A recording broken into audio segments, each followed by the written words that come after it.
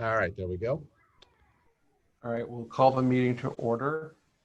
Will the secretary call the roll, please? Yes, Virginia Bloomshire. Here.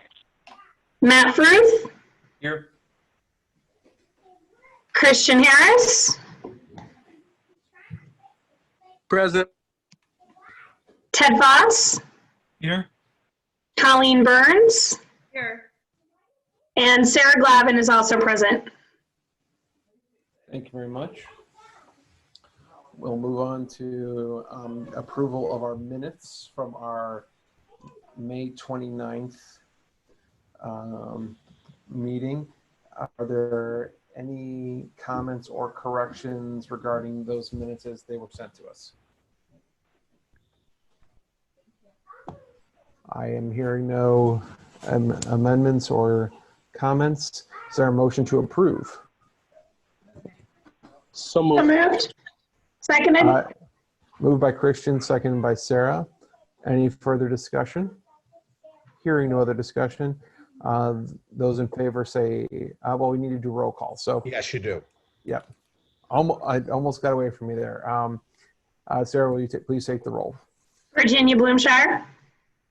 Approved. Yes. Matt Fruth. Yes. Christian Harris. Yes. Ted Voss. Ted, you're on mute. Yes. Colleen Burns. Aye. Sarah Glavin, aye. All right. The minutes are approved. We will move on to community member and visitor comments. I have not received any comments from the public. David, did you receive any? I have received none. Okay. We will move on to the presentation from Mary Beth Sheets of Hephzibah. Good evening, everyone. Thank you so much for including me on your agenda this evening. Can you all hear me okay? Yes. Yes. Very good. We're all adapting to this virtual format. So I really appreciate your time. I wanted to talk with you this evening about the possibility of Hephzibah using the Mays Library branch to support children for full-day daycare, including their remote learning activities, potentially at some point during the school year. We anticipated that D97 was going to launch the hybrid model at the beginning of the school year, and then just last Wednesday they announced that they are going to be starting the school year with a full remote-only learning model. So that sort of changed our plans a little bit, and we shifted and are now going to be able to utilize 3 of the D97 school buildings to provide full-day childcare for parents who are continuing to work as we remain in phase 4 of Illinois' COVID-19 plan. So we are anticipating that there will be a number of children who need daycare services while their parents are at work, and we stand at the ready to serve a couple hundred children now that we are able to utilize the school buildings for our daycare program from 7:45 a.m. until 6 p.m.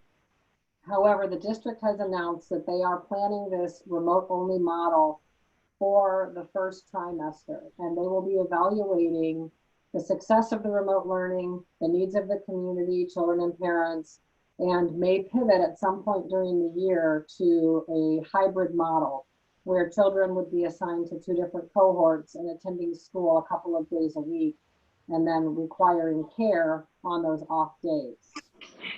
If the district moves to that model, Hephzibah will be in need of being able to provide daycare services to the community at that point, because we will not be allowed to be able to be in the school buildings because school will be running the closed day for deep cleaning of all school buildings. So David was gracious enough to have a conversation with me. We started these conversations a couple of weeks ago to think about space that the library might be able to offer us to provide full day childcare in the event that the district does pivot to a hybrid model at some point during the year. We've been partnering with the village to try to move forward with a number of spaces that might be amenable to partnering with us in this regard. They do consider this a new business, and so we would have to be submitting a new business license, working with our partners to do the requisite inspections that would be required, including the fire marshal, to get the space approved for us to use it for that new purpose. So we graciously request that you consider thinking about allowing us to partner with you should the district pivot to a hybrid model to use the Mays Library Branch space for the purposes of childcare. Our program director came out and toured the space, and she believes that we could easily serve 30 children at that location while we are following and adhering to all of the CDC guidelines and recommendations for social distancing, mask wearing, and limiting those groups to small clusters. So with the 2 different rooms within the library branch, we would serve 15 children in each room with 2 staff at that location. So I'm happy to answer any questions that you might have with regards to the proposal.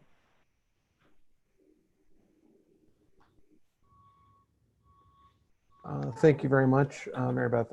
Anyone have any questions? Yes.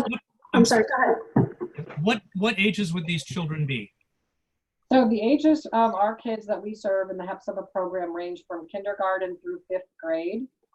So it could potentially be a mix from all of those grade ranges, or it could be that we would try to pair kids that were in similar grades just because of the remote learning coaching would make a little bit more sense. And so that would be determined.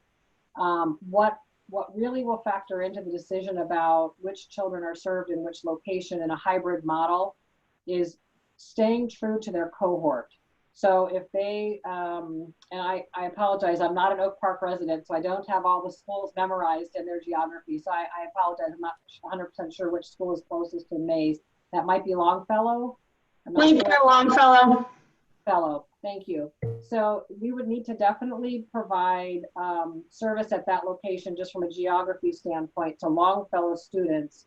And we would need to keep cohort A and cohort B together. And so perhaps we would do a classroom for cohort A children at that location and a classroom for cohort B children at that location. And if that were the case, it could span all of those grade ranges.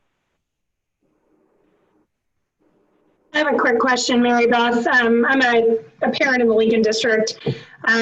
Currently, as you guys are proposing this and under consideration, what fee basis are you using to structure the participating families would have access to the resource?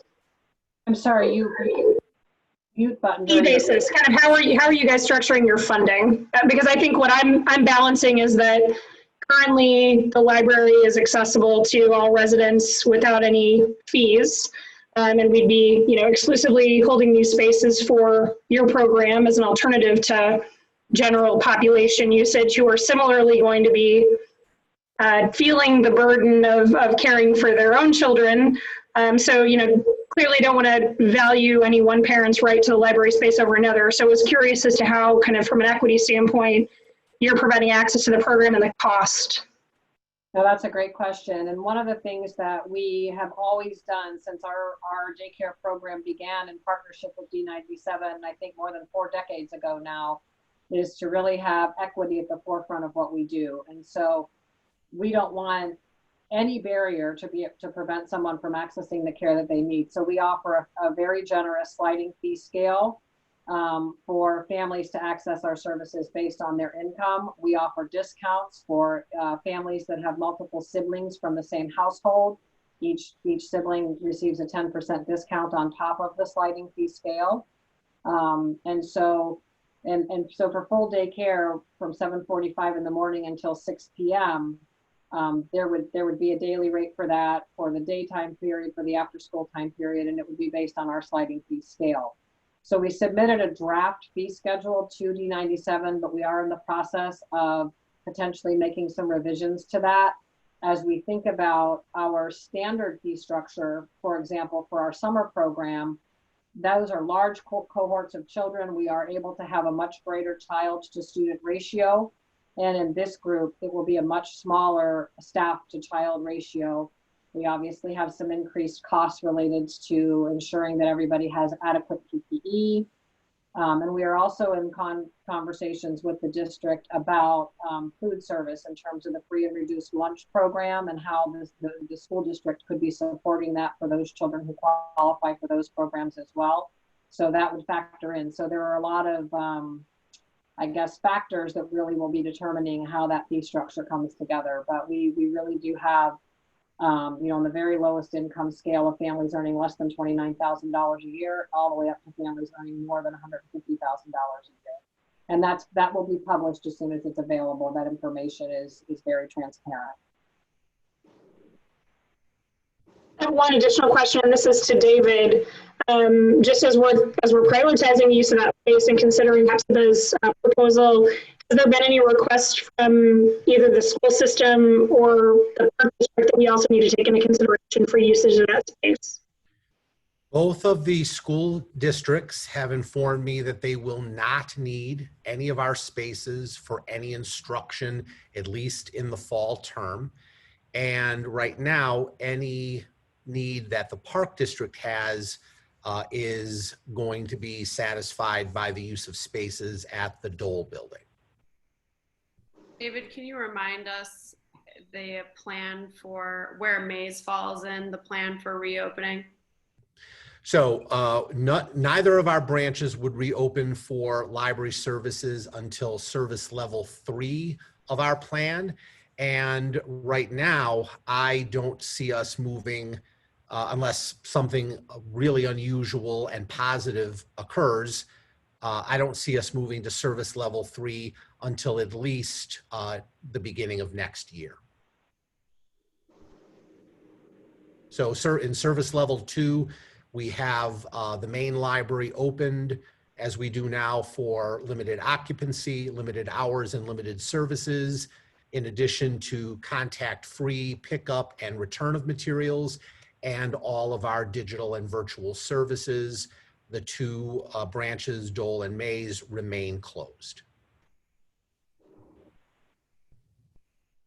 I would just add and briefly mention that we have been running a summer program.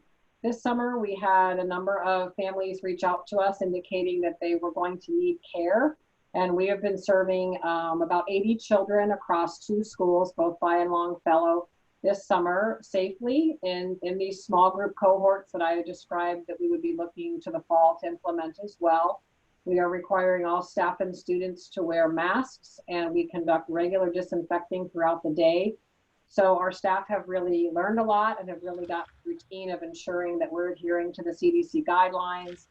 And that would certainly continue in any partner space that we would be sharing as well. So just for clarity, based on Colleen's note, David, we'd be opening the building expressly for this purpose?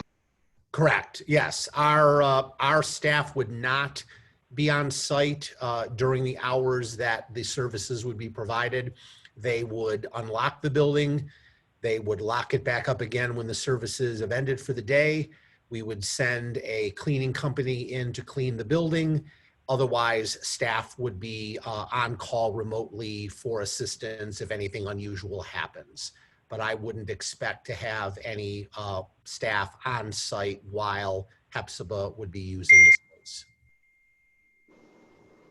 And what are the implications from our insurance carrier? I have not explored that yet.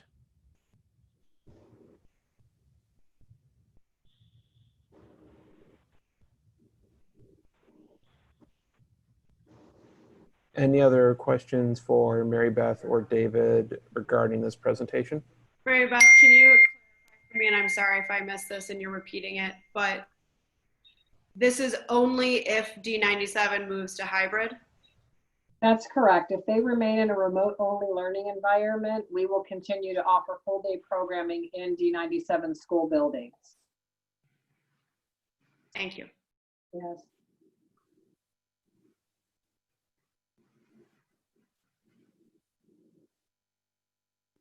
Okay, if there's no other questions for Mary Beth or David on this topic, Mary Beth, thank you very much for your presentation. And we will, I think the board, I think we'll discuss this at, I don't know, at another time, as since it's not pressing at this exact moment. We have, I did reserve a little time during new business tonight to talk about it, Matt, if you want to then. Okay, then maybe we'll circle around back on that later in the agenda. Well, again, thank you very much for the time on your agenda this evening and for your consideration of our proposal. We look forward to hearing from you with your decision. Okay. Thank you. Thank you. Evening, Take care. thank you so much. Bye-bye. Bye. Okay. Next item is Jim, our 2019 financial audit, Jim Savio from Sikich. Thank you, Mr. President. Good to see everyone tonight. I want to start off by thanking Jeremy and Rita and the entire staff for all of their assistance through this audit this year. Obviously, it was a very unique audit this year. We were able to be on site for preliminary field work back in December, but for the final field work in March and April, we were remote. So completed this substantial portion of the audit remotely. So Jeremy and Rita were real great. They were able to get us all the information electronically. They were really responsive to our questions. And we were able to pretty much make all of our deadlines and get the audit out on time. So I want to thank them very much for all of their assistance this year.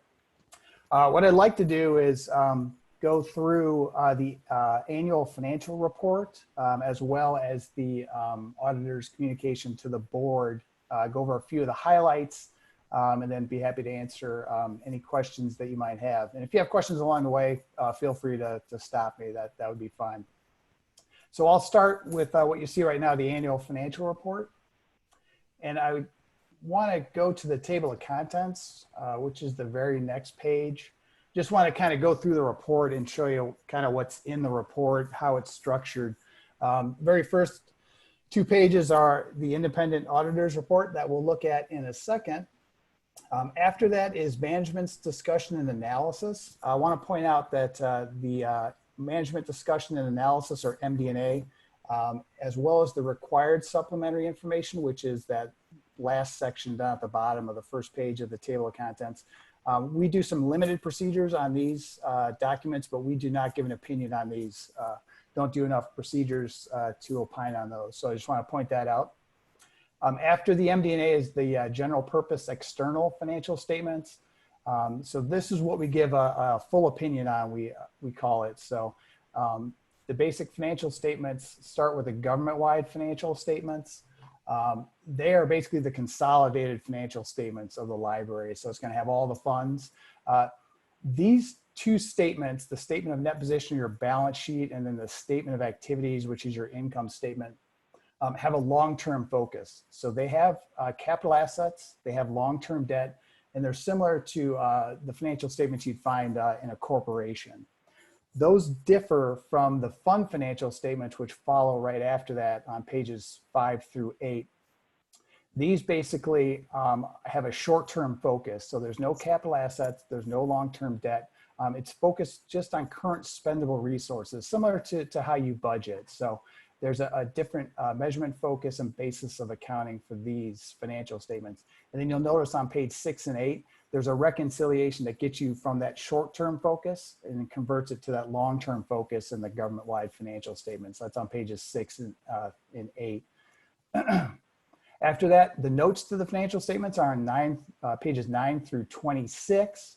A lot of great additional information that supports those basic financial statements that we just talked about, and they should be read in conjunction with it.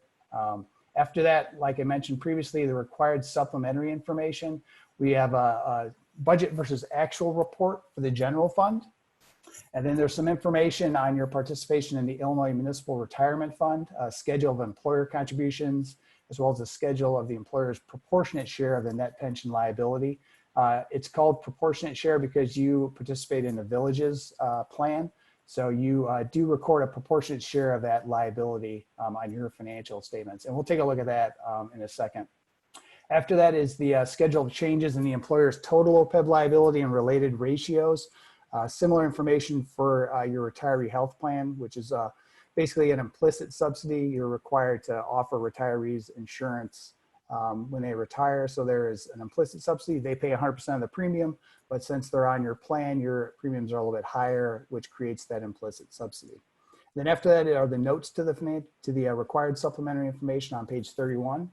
And then finally, that second page, the combining an individual fund financial statements and schedules. This we give an in relation to opinion. So basically we're saying that they're fairly stated in relation to those basic financial statements that we discussed earlier. So a little bit higher materiality. We don't test it quite as much, but we tie everything out to the basic financial statements. So after the table of contents, we'll want to go to the independent auditors report, which is the very next section. Now, these are the 2 pages that we as the auditors prepare and are responsible for. Management is responsible for the rest of the annual financial report, and those responsibilities are listed out and explained here on page 1. Turning to page 2, up at the very top is the most important paragraph, the one that everyone's interested in. That's the opinion paragraph. Again, this year we issued an unmodified opinion, which is the highest level of assurance that we can provide to the library. And then right after that, the next 2 paragraphs kind of explain what I just said about what we do with the required supplementary information, and then that in relation to opinion on the combining statements is explained in that other information section if you're interested in reading a little more about that. So right after the independent auditors report is the management discussion and analysis. I think I pointed this out last year. Great overview of the library's financial position and changes in financial position. It'll point out any significant changes that may have occurred throughout the year, or any significant trends such as COVID-19 pandemic. We have a little section in there explaining that impact on the library. And it has some 2-year comparative data that you can't find elsewhere in the report. So if you only want to read one thing in the report, read the MD&A because it provides a good overview of the library's finances. Moving on, after the MD&A to the statement of net position, these are what we discussed, the government-wide financial statements. So, yep, there we go. So this is your balance sheet. Like I said, based on full accrual basis of accounting and economic resources measurement focus. So it's going to have everything: capital assets, long-term debt. The one thing I'll point out, your net position is down at the bottom. And you'll see the unrestricted portion of your net position is about almost $6.6 million. That's an increase from the prior year balance. It was about $6.42 million. So a little bit of an increase on your unrestricted net position. And then the very next financial statement is a statement of activities or your income statement. This looks a little weird for governments. It's not quite in the format you would see for a for-profit corporation. What this basically does is, on the left-hand side, it starts with expenses by function. So you have one function, culture and recreation, and then interest as well. And then it backs out any program revenues that are directly related to those expenses. So charges for services, grants and contributions. And then that kind of tells you, that column to the far right, what needs to be supported by general revenues, which are basically, obviously, your property taxes pay for most of the activities of the library. So that's kind of a quick explanation of the format. You'll see the change in net position this year. You had an increase this year of almost $240,000 to that net position. Now moving on to the very next page. These are the governmental fund financial statements. So these are the ones that have a short-term budgetary focus. So you'll see, one thing I want to point out, you'll have your major fund, which is your general fund, and then the non-major funds, the 2 other funds, are combined and shown on that column right in the middle. So for the general fund, your very first column, the one thing I'll point out, your unassigned fund balance is down at the bottom. and it is about $6.9 million, an increase from prior year's balance of $6.77 million. That is about 67% of your current year expenditures, or about an 8-month reserve. So a healthy reserve for the general fund. And then on page 7 is the income statement. And again, I'll point out, yep, one more page. Yep, there you go. General fund, again, is your first column, and down at the bottom, your net income, which is that net change in fund balance. General fund had an increase of about $118,000 this year. And then the only other thing I wanted to point out in this report is the required supplementary information, and I'll get you a page number for that in 1 second. I forgot to bookmark it. Page 28. Just want to go over some information on your participation in IMRF. So there's some good pension information here. So the first schedule here is the schedule of employer contributions. So this shows you that very first line. That's what the actuary says you should contribute. You're contributing exactly what you should. So there's no excess or deficiency at all. And you'll see the last percentage, that contribution as a percentage of covered payroll, that compares the expense to your payroll. And you'll see over the course of the 5 years, it's steadily gone down. It's down to about 7.82% now. And then the very next page shows you basically your funded ratio. So on page 29, the very first line is basically your share. So you have a 23% share. The village has a 77% share in the IMRF. Your share of the liability is that very second line. So you'll see 2018 was a bad investment year for IMRF. They also changed their assumptions. Their investment rate of return went, the assumption went from 7.5% to 7.25%. So that had a negative effect on the net pension liability. So 2019 was a better year, but we show 2018 data basically because of timing and having to wait for the information from IMRF and from their auditors. In order to have timely financial statements, we just present 1 year behind. So 2019 was a better year. Obviously 2020, not so good, although it has rebounded somewhat on the investment side. So, and you'll see the funded ratio is that last percentage. So you'll see you're really well funded. You were over 100% in 2017, 2018, you're still at 91%. And I'm guessing 2019, you're probably around 100% again. So very well funded, completely solvent too. So at no point do you run out of assets to pay for these pension liabilities. So that's all I had on the annual financial report. Jim, for this can I jump in really quick? Yeah, sure. Question? So, and this might be a really simple answer, but I noticed in the second line, employers' proportionate share of net pension liability. Yeah. In 2017, it's listed as an asset. Yeah, correct.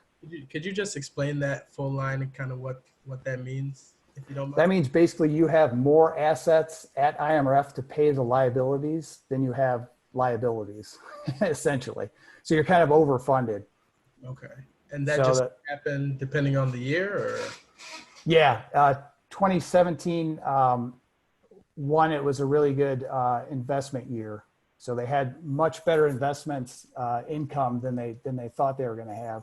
And then there was some, if I'm not mistaken, I don't have it in front of me, but I believe that they had a positive difference between actual and expected experience. So the actuary thinks that this is going to happen. This is based on their assumptions. What actually happened was a heck of a lot better. So it reduces the liability for you. And then I think they had some change in assumptions that were positive too. So they changed some assumptions that were positive or were good for the library. So it reduced that net pension liability as well. Okay. So yeah, you had an asset. You probably have an asset in 2019 too. This is based on calendar year. So December 31st, 2019, I'm guessing you're probably close to 100% funded too. So that's a good thing. Got it. Thank you. Yep, no problem. So I was going to go over the board communication report too. So that's that second report. That's a little bit smaller. And I'll start with the table of contents there too. So there's some required communication that we have to have with the board every year. This is required by auditing standards. So that's on pages 2 through 4. Pretty routine in nature. We didn't have any new accounting pronouncements that we adopted or anything. Like I said, everything went smoothly. We were on time. Nothing delayed us. So the communication there is pretty routine. But if you want to take a look through that, that's on pages 2 through 4. On page 5 are the what we call the audit adjusting journal entries. These are entries that we found as part of the auditing process. So we're required to communicate those to you. So we had, I think, 5 entries. Pretty typical. It's hard to get through an audit with having no audit adjustments. So very good job by Jeremy and his team. One thing I'll point out too, we have to communicate to the board any what we call past adjusting journal entries. These would be entries that we didn't book because they're deemed to be immaterial. But above a certain floor, we have to communicate those to the board. We didn't have any of those. So everything that needed to be adjusted was adjusted. And then the final thing I'll point out is the management letter on page 7. And what page 7 communicates is that we had no material weaknesses. So we communicate that in writing. We also didn't have any significant deficiencies, and we didn't have any new deficiencies this year. So very good job. And then the status of the prior year comments is on page 11. So this gives you the comments from the prior year and their status. So pretty much everything was implemented except for the segregation of duties. Obviously, having a smaller finance staff, it's hard to do that. So we just want to point out that, you want to keep cognizant of separating custody authorization and reporting as much as possible, and to have as much oversight and compensating controls as you can. So that's all I had on the 2 reports. I'd be happy to answer any questions that the board might have. This is Ted Foss. I do have a question that might go to you, Jim, or to you, David. I believe that it was last year that there was a little kerfuffle about the return of TIF money. We were asked if we could just return this to general village funds, and for a variety of reasons, which we all know, we didn't have to and we chose not to. Where does that reflect in the audit report?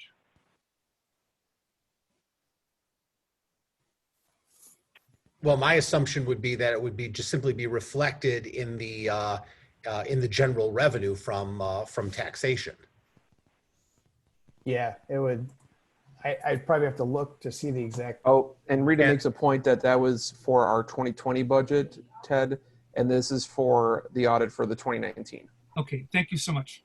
Yeah, there's surplus distributions on page 7. Those are listed out separately for 2019 at least. Jim, I've got a question for you.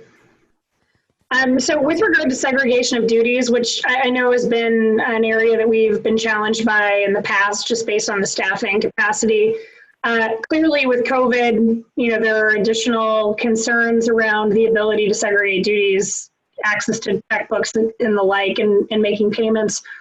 Is that something that you have recommendations for, the team on, just really understanding this is kind of a unique time, and I think the ability for us to do that right now is probably even more challenging than usual, just to ensure that we don't end up in a situation that, as a board, we could be giving, guidance on related to your findings and experience with other clients.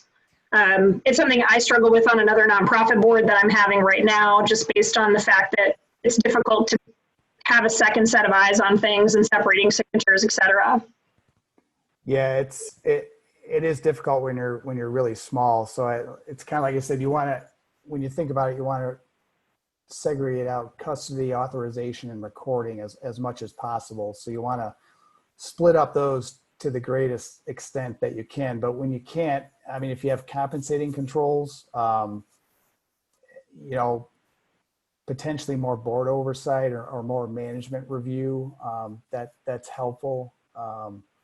If someone's preparing the bank deposits and bank recs that have happened before, you know, if someone else has access to the bank statements and the media, you know, online or hard copy, however you receive it, and someone reviews that, you know, beforehand, before the bank reconciliation, before anyone else gets it, that's another thing. That's like a specific example, at least related to cash, that you could do. But yeah, when you have a smaller organization, like you said, not-for-profits or a really small government, it's going to be hard to do that. So it's trying to segregate out the duties as much as possible, but then having additional oversight if you can, including Sarah, if it's the board. Sarah, I mean, Jeremy is always thinking about how to improve that, but I think regarding what Jim is saying is, as long as we have the number of employees in that department or that service area that we have, segregating the duties any further is going to continue to be a challenge, and I think this will continue to be noted as a comment in the audit. But besides Rita, Jeremy, of course, and I have full authorization and access to all of the accounts and can provide reviews as necessary. But I mean, unless we were willing to add additional employees to that service area, I'm not sure that this note regarding segregation of duties is ever going to go away completely. Thanks, David. I think it's just seeing it every year makes me feel like, should we be doing something different to address it? Or, you know, if there's other intelligence that we've learned as banking is becoming more online, or, you know, if the kind of facts of the facts are we're small and we're always going to deal with it, I think that's fair. I think just my question to Jim was, are you seeing anybody that's small and scrappy figure out a better way, or should we, to David's point, just accept that it's always going to be there? Yeah, you know, there's like with anything in life, there's a cost benefit to it. So it's like David said, yeah, you could probably hire someone else, but are you going to save money paying someone, you know, 50 grand to save $1,000 fraud? That's kind of the way you have to look at it. So it's definitely The answer to that question is no. Yeah, exactly. Any other questions from anyone about the audit?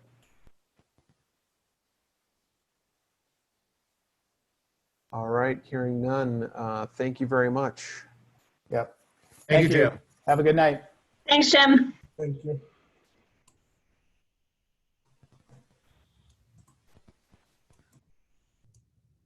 We will now go on to trustee comments and board calendar.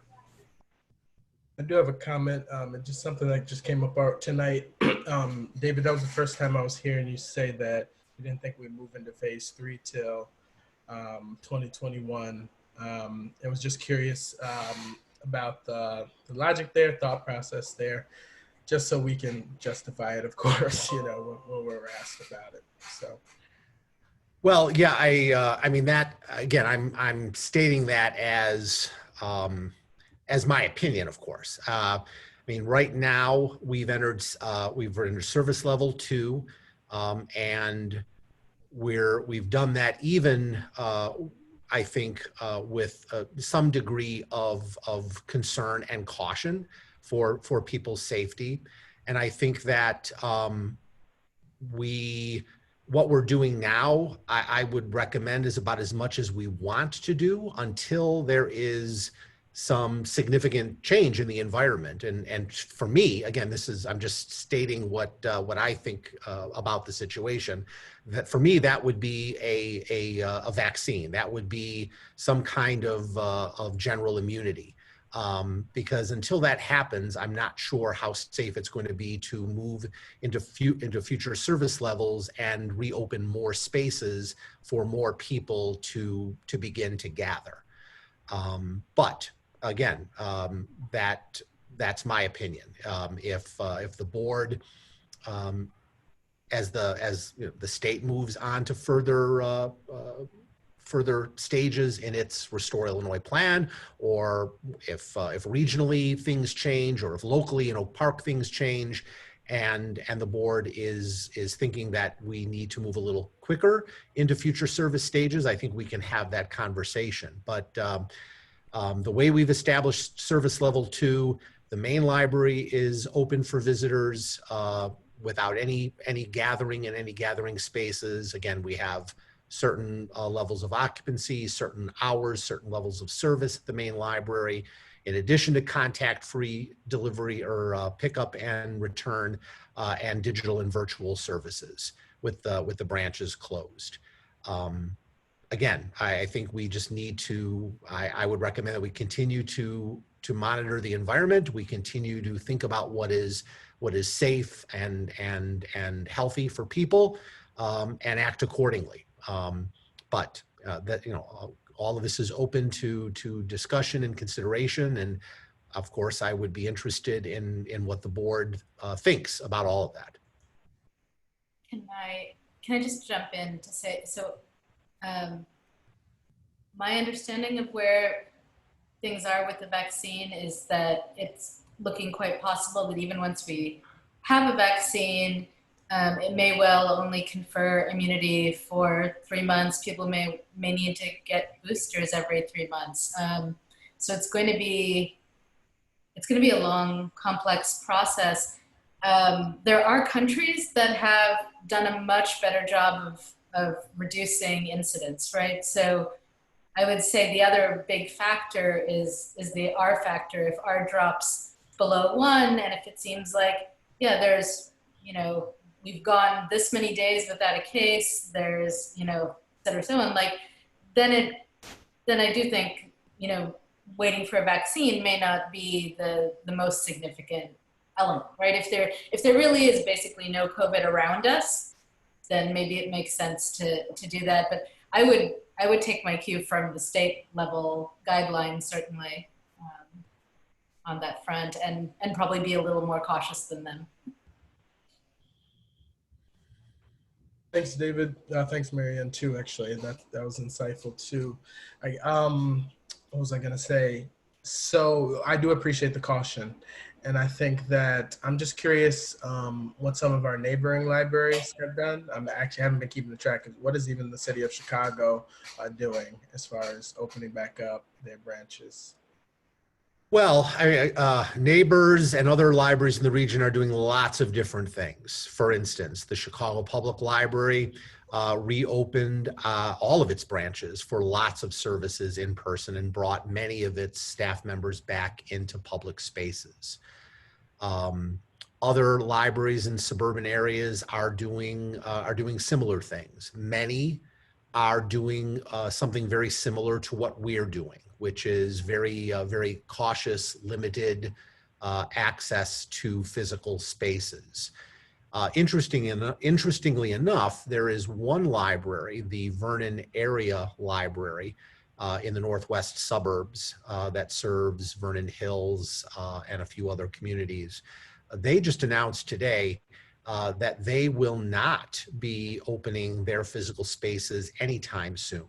They're going to remain, their buildings are going to remain closed, and they are going to just be continuing to offer digital and virtual services.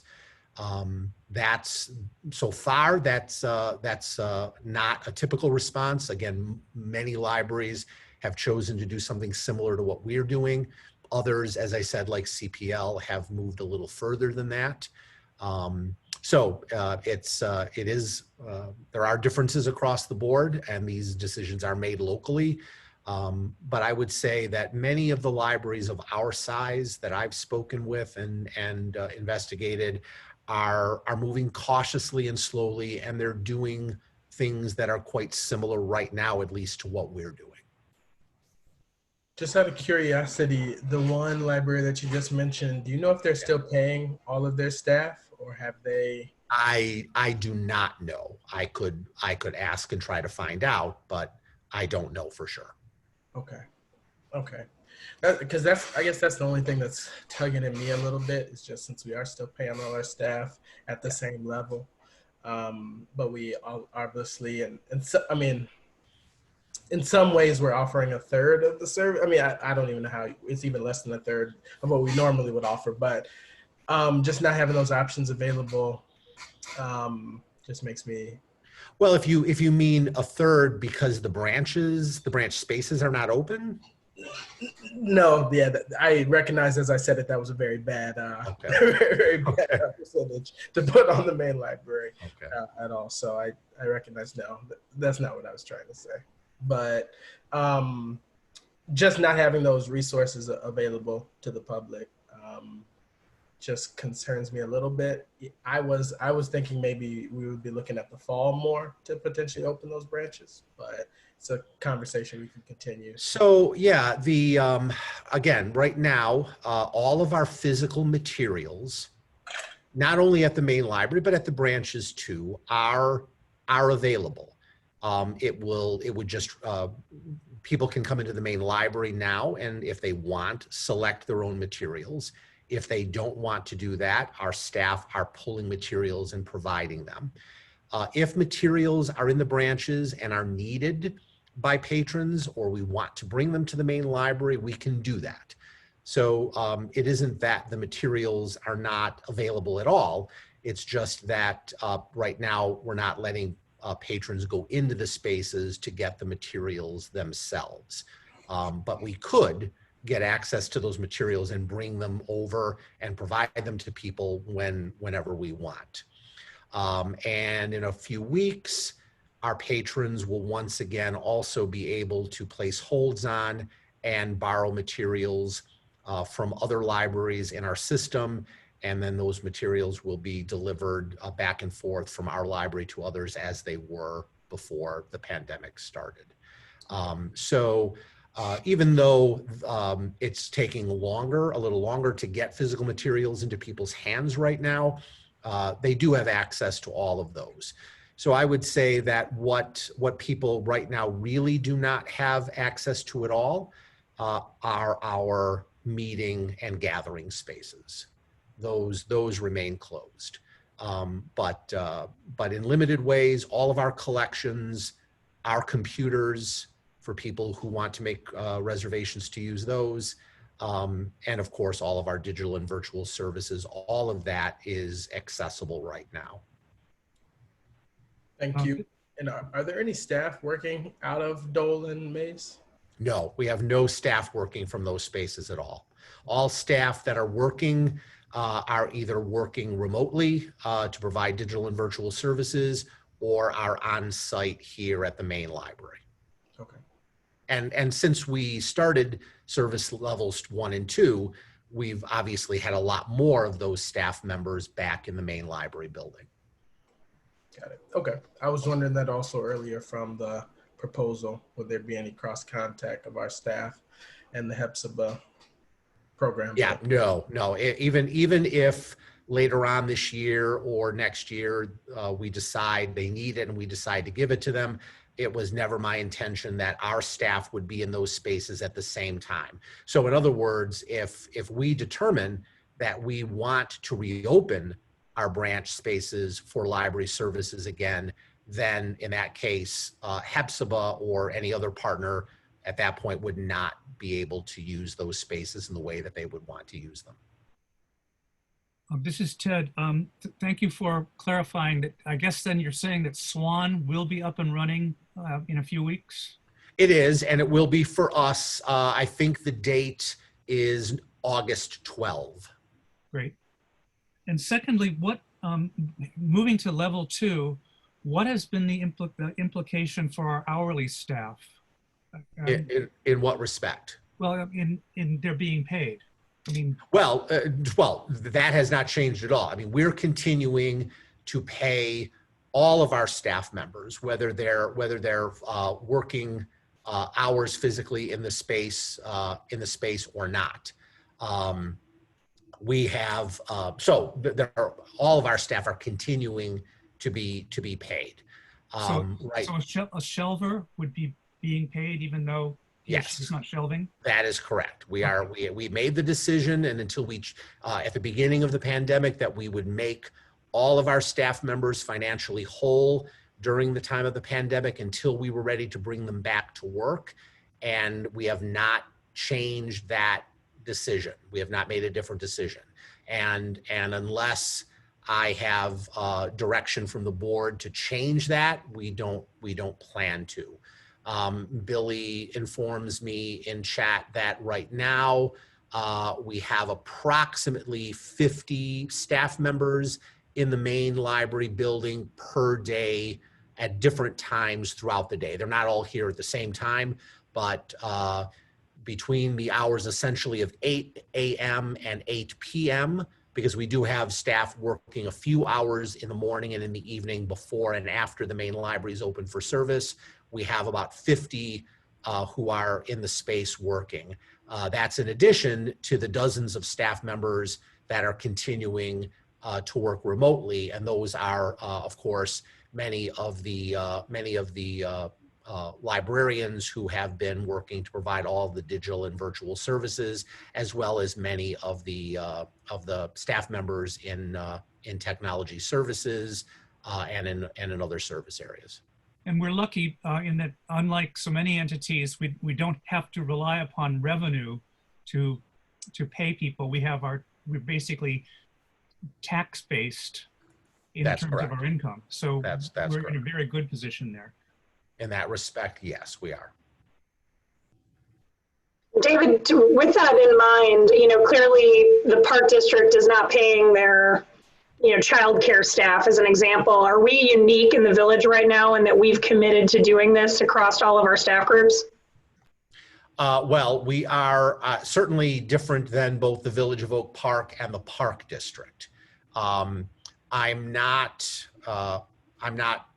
that familiar completely with how the township and the two school districts are handling that, but because the Village of Oak Park and the Park District get so much of its operating revenue from fees and for programs and other things, they've had to make very, very different decisions than we have. Many of the staff at the Park District have been laid off or furloughed. Also, I made note, David, I think when I asked you about this before, one of the things I was asking about was people who can't come into the building right now and can't necessarily work remotely. They're being offered trainings and so on so they can enhance their skills, right? So just, so like, it's not like they're just cut off and left to their own devices. Like, I just wanted to make that clear to the rest of the board that they are, being worked with and encouraged to become, better able to serve as we go forward. Yeah, and there are, I don't have this number off the top of my head, but there are also staff members that we have who are in demographic groups for whom it would be very very dangerous for them to come back into a physical environment right now too. So we're very thoughtful about that and who we're asking to come back to the main library and who we are not. Yeah, I would ask, David, I actually don't know this, and maybe Billy could answer this. I know at the university, one of our issues is that academia skews much older, right? So our faculty and our overall employee body is much more high risk than the general population. And I would expect that that's to some extent true in the libraries as well. To some degree it is. Billy might have numbers or he might be able to get them, but again, it's certainly true for a certain segment of our employee population. And I'll say that in regards to the staff pay, I've following a pretty wide swath of folks on Twitter from across the country, library staff, directors, and kind of message some of them to kind of get a sense as early on what libraries were doing and kind of checking with them as this goes on. And as much as there's been a variety locally as to what libraries are doing service-wise, the approach to pay is also varied. Some there are some that are doing what we're doing. We're keeping everyone keeping to our commitments to them on that. Some did furloughs and layoffs from the part. And I think a lot of it depends on, I think their source of funding, or whether or not they are, independently controlled like we are, or if they are an appointed board, through a municipality or a county, and some of these decisions are out of their hands, altogether. So as much as these, these pieces, vary from organization to organization, but I think but I think it's important to kind of keep this in mind as we move forward, and, be ready for, David, Billy, before we move on, I'm sorry, Billy, did you? Billy just sent some information that 22 out of the current 143 of our employees are over the age of 60. 13 are over the age of 65. Those are at risk categories. So, I'm sorry, go ahead, Sarah. I have a separate and distinct question. So if there's other comments or questions about the specific concern, I'll cede to whoever may have that. Does anyone else have any questions about this specific topic? Okay, so a community question I received, David, and I think hearing from Hepzibah was also, kind of good timing to be able to prepare or respond to this. I clearly know that the decision D97 is making is not one that's to be taken lightly, and they've got a lot of complex issues they're balancing and determining to go to a full remote schedule for the fall. But a great number of community members have talked to me about, what they're trying to do to create alternative options to also kind of balance equity, because as I'm sure you can imagine, and I've probably heard from many parents, those who can afford to hire tutors and have physical space in their homes to put together their own cohorts are doing so. And there are a lot of families who have the space and the means to do that. But as I'm sure all of us can imagine, that is not an equitable solution for most families. So there's been a lot of question to, if the library, can work in partnership, whether it's via township or through other services, to ensure that there is an ability to potentially create space for families who are trying in a co-parenting cohort format to create pods for, safe environments for students to learn who have parents who don't frankly have the option of hiring additional care or private childcare options. Would we consider that if it could be done safely and within CDC guidelines? And I said, I don't know that within phase 2, that is something we'd be amenable to, but I think what we're finding, as I'm talking to a lot of community members who are trying to develop these types of cohorts, is that space is an issue in the community with working families and frankly trying to ensure that students have an environment where they feel like they can focus on their work. So just wanted to kind of inquire, as you're talking with both the children's team and the leadership team, D97 is making the choice that they're making, but if we are amenable to exploring, an equity-based option for, creating space for families who need learning environments for youth during trimester 1. So that was the question that was posed to me. All right. So again, I'm going to come at this a couple of different ways because I want to be sure I understand what you're suggesting, Sarah.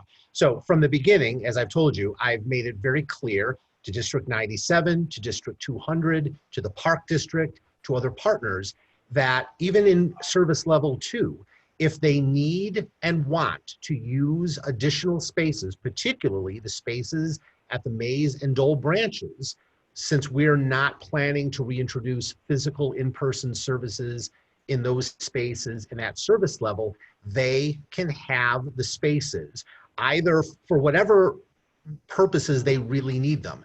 If that's for actual classroom instruction, if it is for childcare, if it is for tutoring, if it is for mentoring, they can have the spaces. And so far, the school districts have told me they do not need any of our spaces and don't intend to use any of them. Hepzibah just informed you that they would like to use the space if they need them and can't continue to use the school district spaces. So those would be us providing spaces to our community partners to come in and use them for all of the learning purposes that they would need them.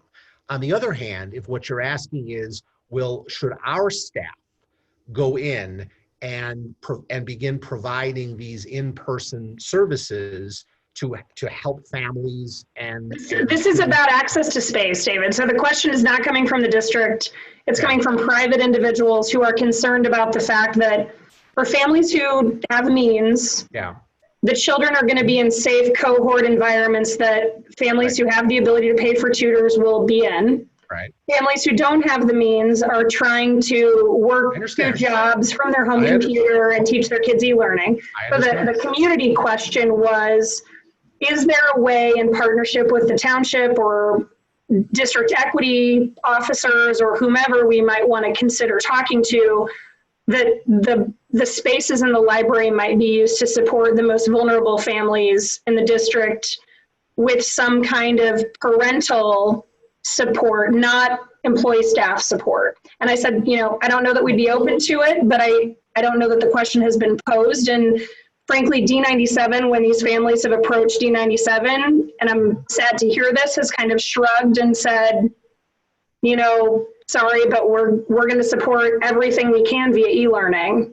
And I appreciate they're in the position that they're in. I think the balance I'm trying to strike is, yes, we have physical space.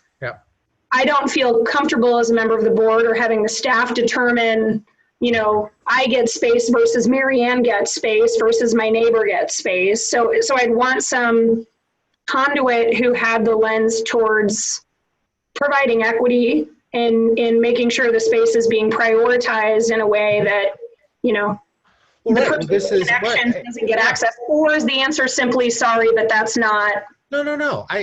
I think the answer is certainly the spaces can be used for those purposes. It's just a matter of how we do it and what methods we're using and who is actually going in to use those spaces. I keep talking about the school specifically or the school's partners, such as Hepzibah, such as the equity team and others. Because they already have all kinds of programs and methods in place to provide that kind of support. So if the schools want to work through those partners and use our spaces and go in there and utilize them to provide all of that support, they already have ways to identify the families and the students from an equity lens that need those supports the most. And so it would make sense for us to work together with them, for us to give them the spaces, for them to make the determinations about where the needs are greatest and how to provide them equitably, and then to go into those spaces and do that. But if the school districts are saying all of our resources are going to go to remote learning, to virtual environments, and we'll perhaps open our physical spaces to partners such as Hepzibah, who will provide other kinds of support. I'm not sure how else to use. I mean, I've made it abundantly clear that the spaces are there. They can be used. I'm not sure how else to. I don't know how to be any more clear about that. David? Yeah. So I think maybe this will help clarify. My understanding is that the schools are basically at capacity handling the e-learning piece of it. Yeah. So they are not able to cope with handling the childcare piece of it, which schools have by default handled up until now, but they're clearly not able to handle it at the moment. Yeah. I asked you, I think, about this a couple months ago, and we had an email exchange back and forth. And one of the things you told me was that you were working with Francis Kraft and of the equity team, and you had applied for a grant, which I assume we didn't get because you would have told us about it if we had gotten. Well, they haven't made those announcements yet. They haven't made this announcement yet. So we applied for, I think you said, a $350,000 grant, which would, presumably give capacity to really build out a structure. What I'm hearing is that, building out that childcare structure of, evaluating, et cetera, so on, is work that somebody would need to do, right? Like you need some organization to do that. The people who are probably best equipped to do that, aside from the schools that we put aside, I would guess would be Francis Craft and the E-Team, since they've been doing the surveys and tracking and et cetera, so on.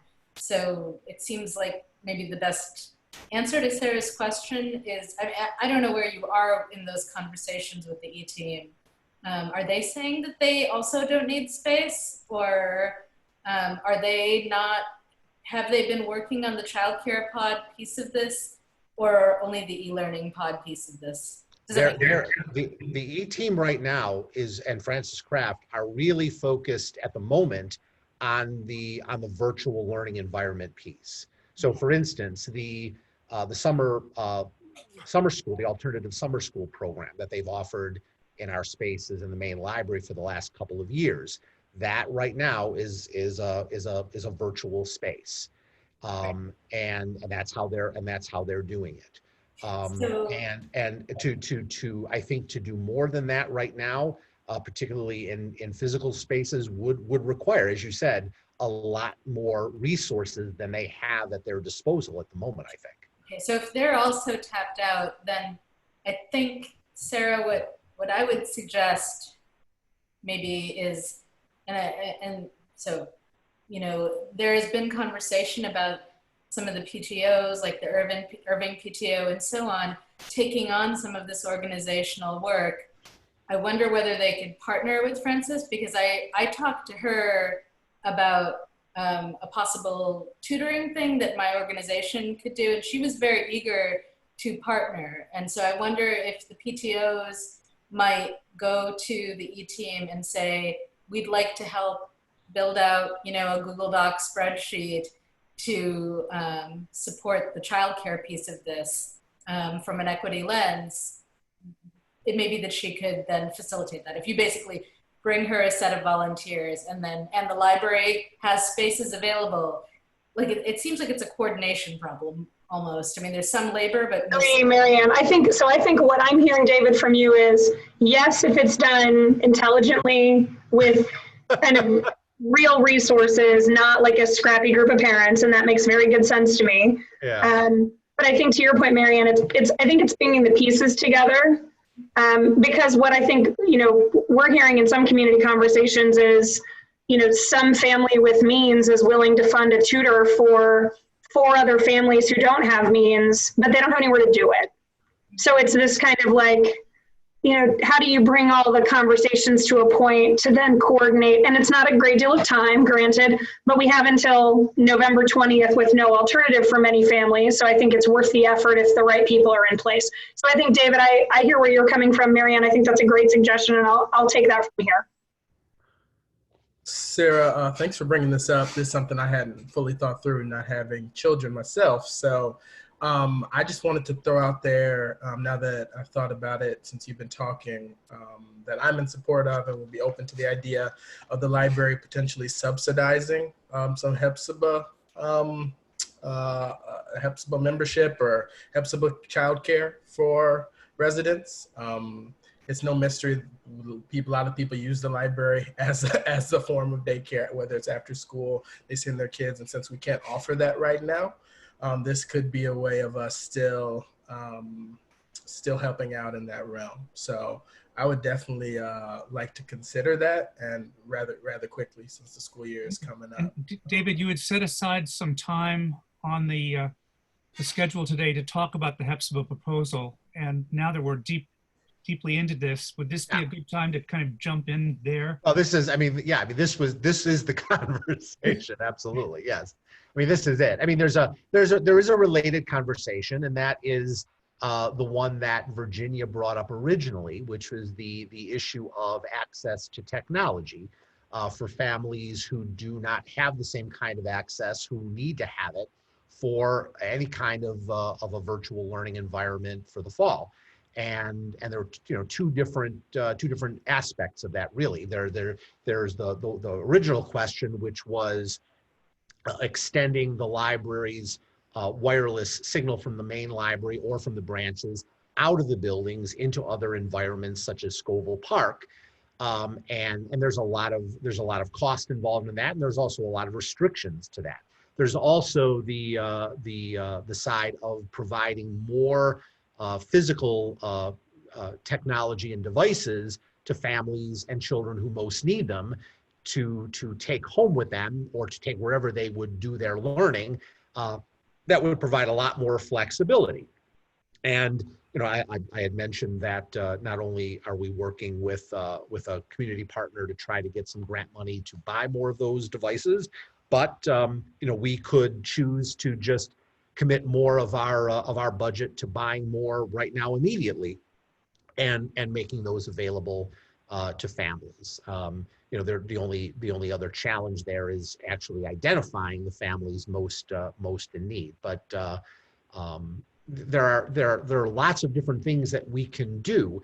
It's just deciding what we think is going to have the greatest positive effect on for families, for children, for students, particularly those who have the least access and need it the most.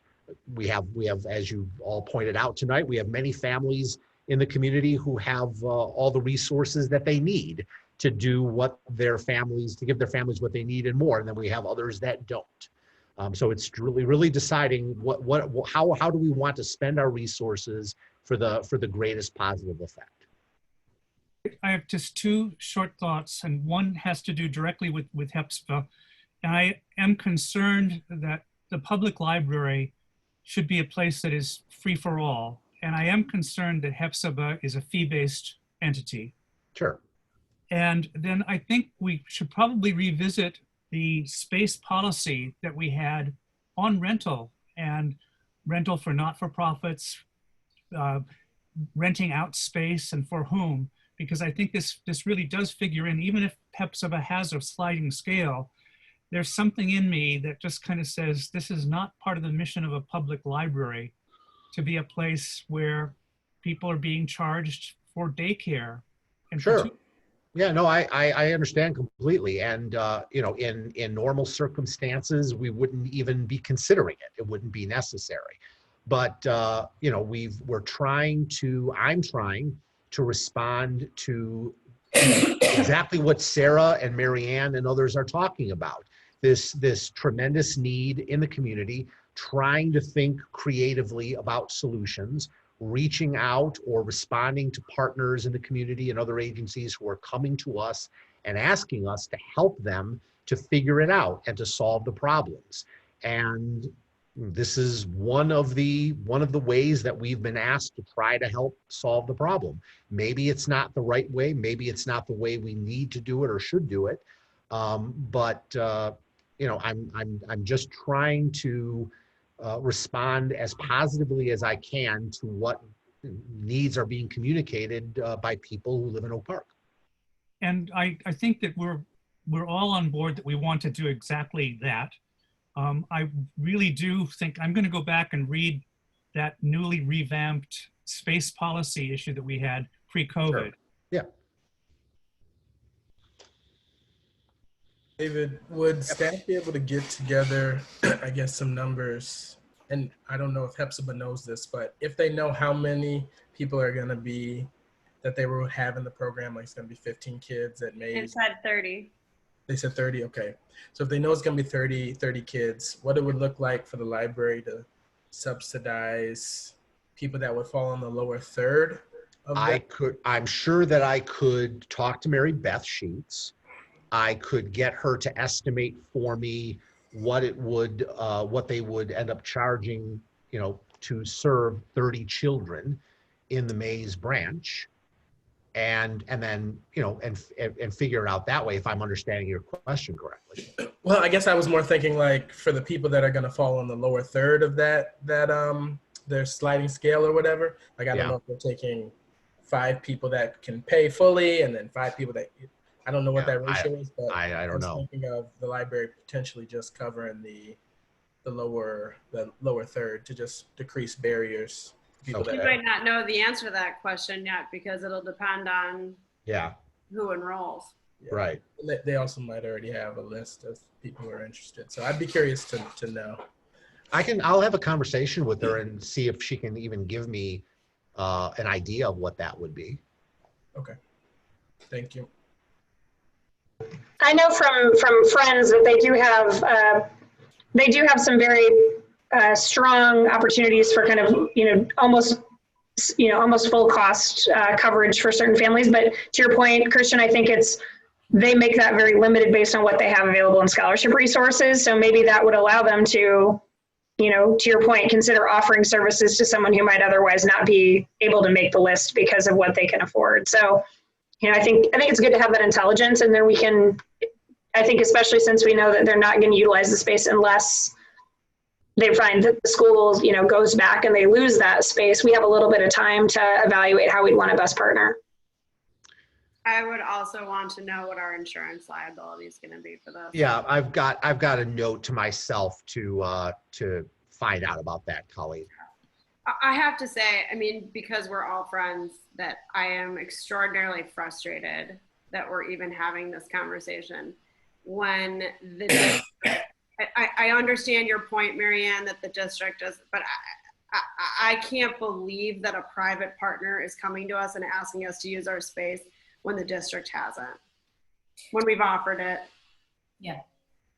It's so frustrating that I probably should just stop talking. I mean, since you shared that, Colleen, I was incredibly surprised when their final answer to me was that they did not need or want to use our spaces in the fall. Because the original request to consider reserving or designating some of our spaces came from them. Yes, And, I've heard them say it to the entire community right. at the board meeting. Yeah. And again, and said, how is it that I'm just hearing about this right now? Yeah. That the district has come to the light, because I didn't know that. Yeah. Well, and that was when, and that was a request directly from the superintendent. And that was when the assumption was that there was going to be a hybrid, so to speak, model of instruction in the fall. And they knew that if there was going to be a hybrid approach, that they would never be able to accommodate all of their students in their own physical spaces while managing the physical distancing. And that's when they started reaching out, not just to me, but to the park district and to other partners to begin asking about the possibility of using other spaces. And we responded immediately, and I responded positively. I said, if you will tell me what it is that you want to do and how much you need, I will go to my board immediately and we will have this conversation and I will get the answer. And weeks went by when I heard nothing.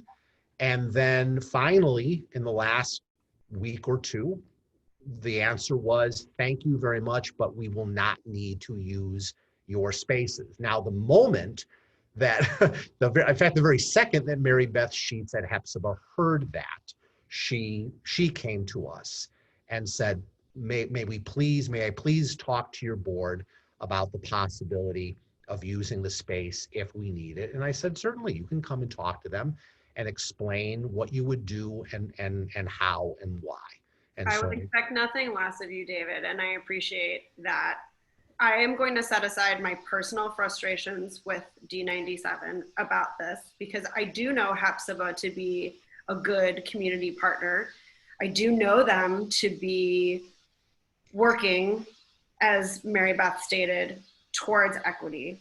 And I will set aside my own feelings about this to be as impartial as I possibly can in opening up our facilities to the kids who are going to need this I don't want to say intervention, but will need a physical space and a safe space during the typical school day. And I will go on mute now. I'll add just one more thing that wasn't clear to me until I started looking into, like, could the SLF, like, you know, I have this nonprofit that does lit stuff, and I thought maybe we could offer some like English tutoring, like we could bring college students in to like be support for these students doing e-learning. And there's, within the school system, you know, they're regulated by the state, and there is a host of regulations designed to keep kids safe. So that is just to speak a little bit to, for example, like I can't tutor a kid via Zoom because there have to be 2 adults present, right? So it's, you know, and all of this is meant to avoid sexual abuse, et cetera, so on, right? And so if I guess this is, part of this is like emphasizing the library has not been set up for doing that kind of childcare work, and so sort of emphasizes the need of a community partner to that, not just the liability issue, but also like if knowing whether this falls under things that are regulated by the state would be a question I have. Does that I hope that makes sense. If we end up taking on a piece of this going forward. Well, that's, I mean, and yes, Marianne, and that's one of the reasons why I think if we were going to do this, we would want to work with a partner in the community that already has that kind of certification, right? I mean, then all we need to do is follow whatever local regulations the village has for zoning and the use of our space, and getting all of the proper inspections done to make sure that the space meets their qualifications. But you know, the library does not have those kinds of certifications and permissions, and I'm not sure we would even be qualified to get them, right? So that's another reason why we want to work with a partner that is already certified to do these kinds of things. And I will say, so that when I talked to Frances briefly about this, one thing she pointed out is their tutors are paid. I had been talking about volunteers. And so my sort of takeaway from that is that one thing I will probably be doing is sort of directing my college students to her as a, you know, and directing people to donate funds to the E-team, right? Because it just makes for a more robust thing. So anyway, I do think we can waive fees. So to speak to Ted's point about like rental fees for the rooms and whatever, that seems very clearly within our power. So. Oh, sure. Can I bring up one other question? And this is just, you know, food for the broader board. You know, I think the one thing that Ted touched on that strikes me a little uncomfortably is that if we are committing to allowing 30 students into the building, do we call into question community members who are saying, I'm still paying my property taxes and I'm home with 4 kids tripping over myself trying to be productive, and you're going to let 30 kids who paid Hepzibah into the building to have productive working space and, you know, read quietly, but I'm crawling the walls in my house in November. You know, that's my only other question, I guess, just for topical conversation. Is there any concern that kind of this is a public space and we are saying it isn't acceptable or available to public citizens right now because we're in phase 2, but we're going to let people who paid Hepzibah come have a run of the building? Yes, I want to jump in and throw a slightly other angle on it too. Is Ted brought this up for me in another way. Should we do our due diligence and talk to the Collaboration for Early Childhood? Should we look at other nonprofit organizations in the community that offer childcare? Are we showing favoritism in a way by only allowing one organization to not profit? I know they're nonprofit, but at some level do that. So that's just another thought that popped into my head. Well, yeah, thank you, Christian. I mean, the only reason other than the school districts that we're we've been specifically talking to Hepzibah is that so far they're the only ones that have, other than the school districts, that have even asked us to consider the use of our spaces. Nobody else has approached us. I shouldn't say that. There was one other private institution in the community that did approach me briefly, and that was the Oak Park Friends School. Okay. That's what I was gonna say. I know there's a lot of nonprofit for-profit daycares that would be very interested. I don't know if we want to go down that road, but should we also do our due diligence? For-profit businesses are really struggling right now, particularly daycares. Right, and again, this is why, you know, ideally we would work with another government partner, like the school districts. I mean, I know I'm a broken record. I keep saying the same thing over and over again, but you know, everything all of you are talking about is, you know, I've been thinking about the same problems and the same, you know, potential problems that could come up from giving the spaces to other organizations like this, and that's why ideally I wanted to work with one of our other government partners to do this. David, is there an option for us to go back to the school district and say, we understand that you said you don't want the space. We're hearing something different from your parents. We'd like you to partner based off of what we're hearing from the community. I understand that they haven't asked us for the space, but I know that, you know, parents have come to me. I've talked to people who say that they're interested in this space, that they thought the space may be available. Are we able to then go back to the school district and say, you know, you're going to have the list of families that most need our services. You're going to have the ability to help us pinpoint exactly where some of the pain points are based on people having come to the library. Are you willing to work with us on what they've said to us? Do we have that as an option to be more proactive with going back to the school district? Sure. Oh, certainly we do. You know, and again, I've gone back to both Joylyn Pruitt Adams and Carol Kelly a number of times over the last month talking about this. So certainly we do.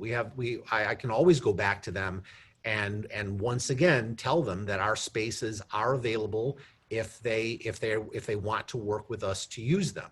But then again, the question is, or the issue is, are they interested in doing that in terms of devoting resources, particularly human resources, to going into those spaces and providing those services, or providing the financial resources for other partners to do that? And again, so far the answer is no. But yeah, I mean, I can go back to them at any point and remind them again that our spaces would be available for them to use for these purposes. Virginia, I'm just curious, how could the school districts justify using our spaces when they're not opening up their spaces?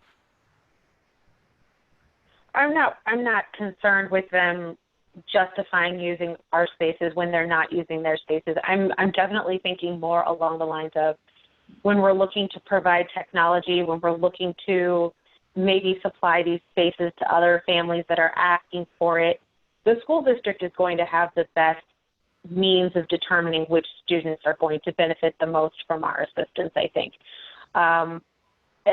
And without their partnership, we're not going to be able to make the good and equitable decisions that we know we want to make, because we're just not going to have the necessary information that we have, and there's going to be barriers to getting that information because we shouldn't have that much information about those students and what they need and what their capabilities are at home. So I'm not so much concerned with the space aspect. I'm still focusing very much on this first trimester. I'm baby stepping. I'm just trying to get us through the first trimester. Who do we get this technology to? Who do we get those pieces to so that they can work? And then from there, do we go directly to those families and say, there is a space available, or do we look at the specific students that we've then needed to provide technology to and tailor something to those people, or find out, you know, how those specific, you know, families can work?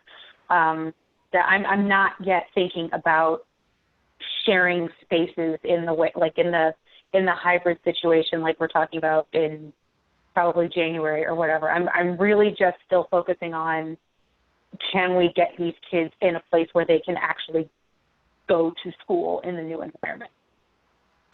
Thank you.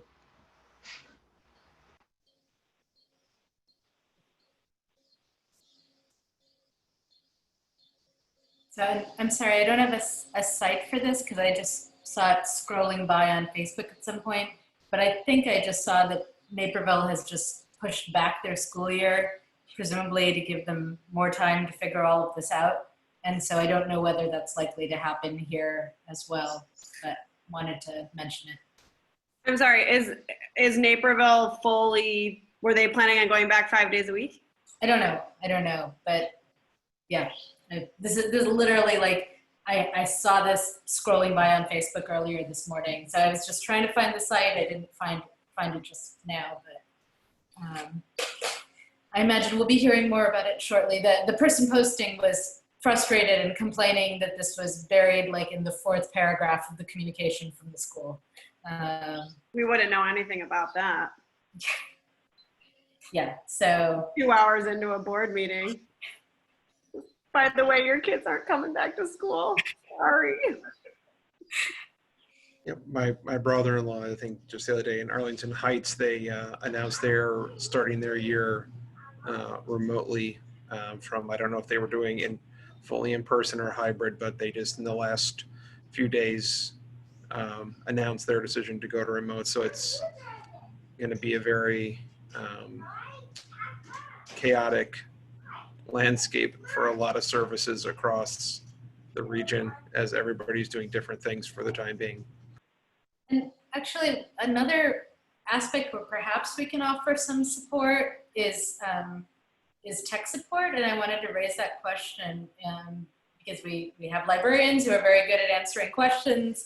And I wonder whether the library might be able to put together some sort of resource for the fall of sort of like, here is a team of librarians that can, answer questions you have about your kids being asked to make a PowerPoint in this, app or whatever. And I don't know whether that's within scope of what librarians do or not, but I wanted to mention it. And in part because I'm sort of concerned to see that so many teachers are posting on the various Facebook groups that they have not gotten any training yet about how to do e-learning. Because at the university level at UIC, we were told back in May that we needed to put in 8 hours a week on learning how to do e-learning well, because a lot of us, if not all of us, would be doing it. And they've been generating trainings. I was in one earlier today learning how to use Panopto and so on. So the fact that I've had a lot of hours of training at this point in how to do better e-learning. And I had sort of assumed until recently that the high schools were doing, that the D97 and D200 were doing something similar. And it has recently sounded like maybe they're not, which means that I'm kind of expecting we're gonna see a lot of teachers needing support as well.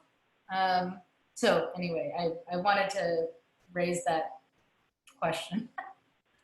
Yeah, well, that's the again, that's the whole idea behind this grant that we wrote with Francis Kraft, right?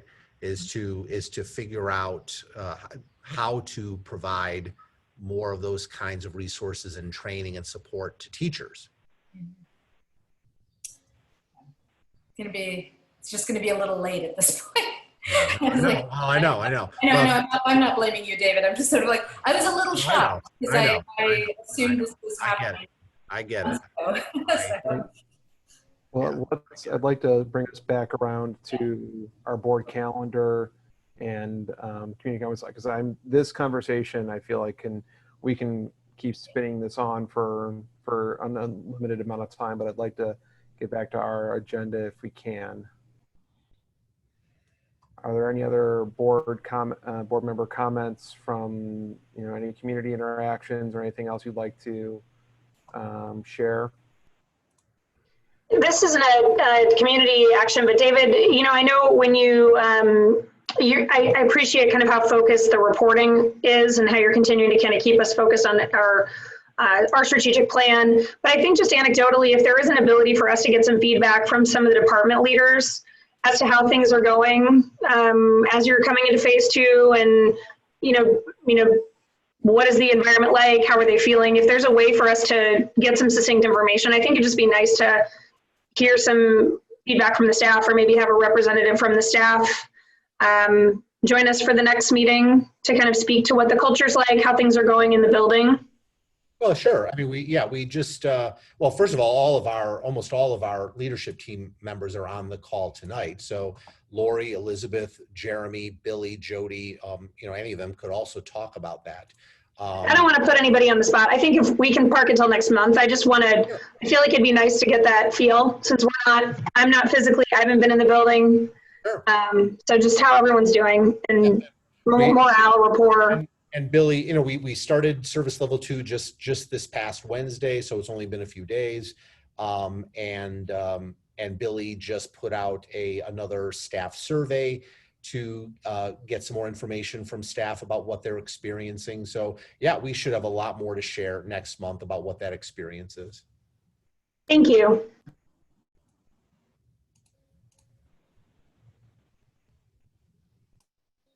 Okay. Anything, I don't see anything really of note of special in the board calendar.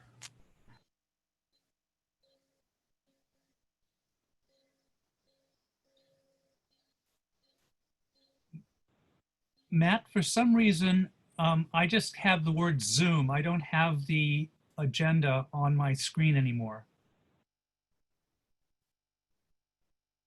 Okay, I'm seeing it. It might be a factor of your connection.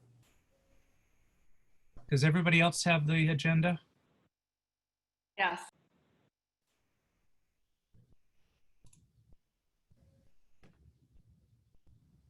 Well, then I'll just read your lips. Okay. Wait, you can read lips? You should have told me that before. I was wildly screaming while everybody was... Just kidding. All right. Let's move on to staff reports. David's executive director. Great. If you have any questions for anything I've written, please let me know. I'll just mention that obviously we've entered service level 2, and as I just said to Sarah, we should have a lot more soon to share about what those experiences have been. But generally speaking, in the last few days, the experience has been generally positive. We have had actually very few people every day in the building. Our daily occupancy and hourly occupancy is far below what the maximum occupancy could be per the advice that we received from the Village of Oak Park. People who are coming into our building generally are wearing their masks and wearing them properly, are observing physical distancing, are spending reasonable amounts of time in the building, are able to take advantage of the services that we've provided. There are some, again, it's only been a few days. There are some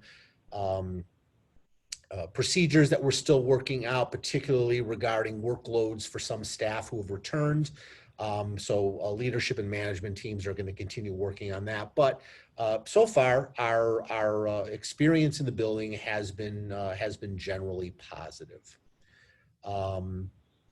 There has been a lot of work done regarding the anti-racism journey with Rashida. She has scheduled meetings already for the staff Black Affinity group. The leadership team has now completed 3 of its 4 scheduled training sessions with Rashida. She's working to schedule the first of the advisory group meetings for the month of August. And of course, she had her special meeting with all of you last week.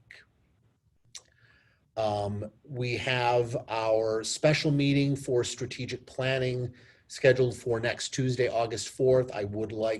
It's on the agenda for new business, so I would like to spend a few minutes talking with that so that I can understand, I can share with you what we've already planned, what the leadership team has planned to cover, and to make sure that you have a chance to communicate to us what you want to be sure we reserve time that evening to cover as well. So those are the things that I just wanted to quickly mention from the narrative. So if you have any other questions for me, I'm happy to answer them.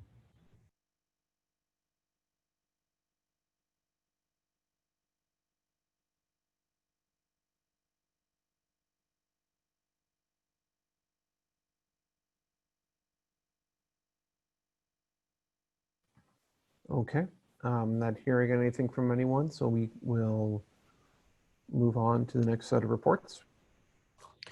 So the next one is the library strategic objectives report. And we focus on a couple of strategies this month, including learning and stewardship.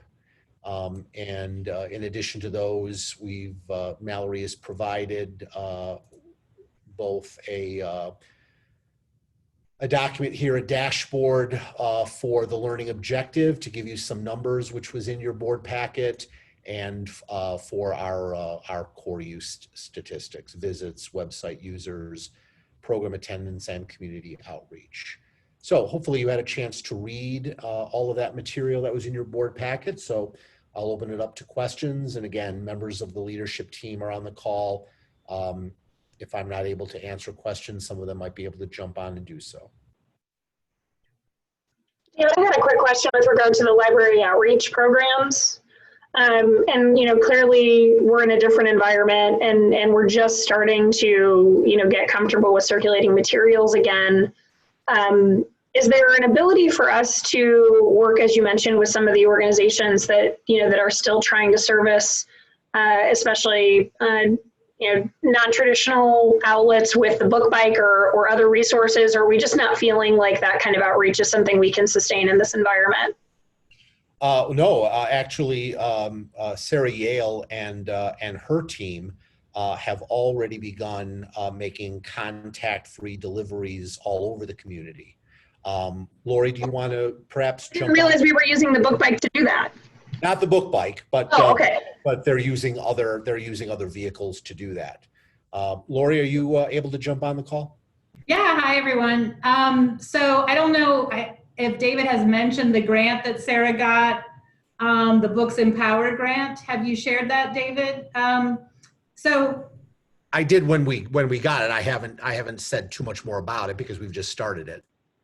So we had to pivot from the pop-up libraries initiatives that we were trying to get started with the barber shops and the laundromats and all of that. And Sarah rewrote the grant that we got so that we could deliver books to different organizations in Oak Park so that kids could get them, books for their home libraries.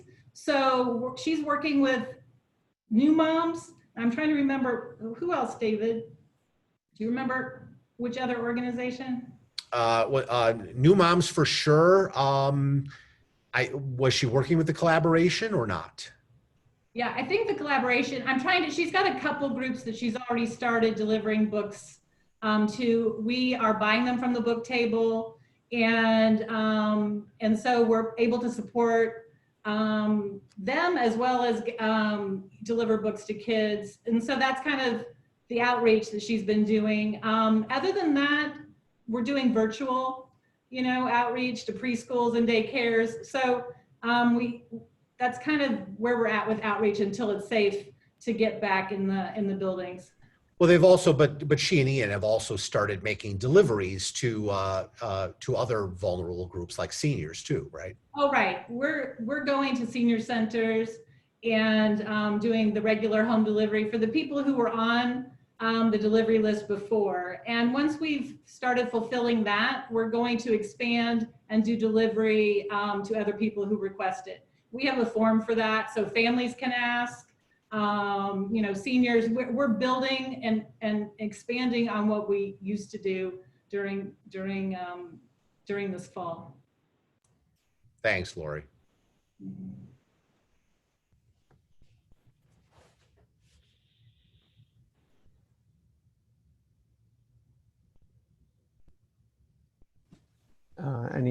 Sorry. I like the new format of the core use statistics report. I think, at least maybe it wasn't happening in January, but I think it's new. Yes. Yes, it is. Okay, so I do like the new format of it. I was just wondering if we could, when we get these reports, if we could start getting them with 5 years of comparative data. I know we're comparing the year-to-date numbers to 2019, but I think for me it would be helpful to see a little bit more data to think strategically about it. I'll make a note and find out if I'm pretty sure that we can go back and get 5 years worth of the data, and I'll make a note to talk to staff about doing that. Okay, thank you. I was was digging through some of my old reports today, and I was like, it would just be easier if the whole board had access to it. So.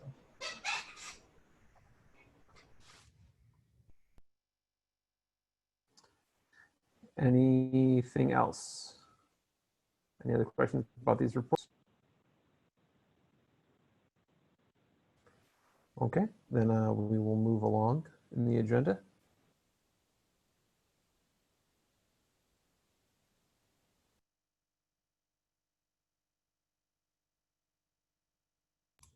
That would be the disbursements resolution and the financial reports.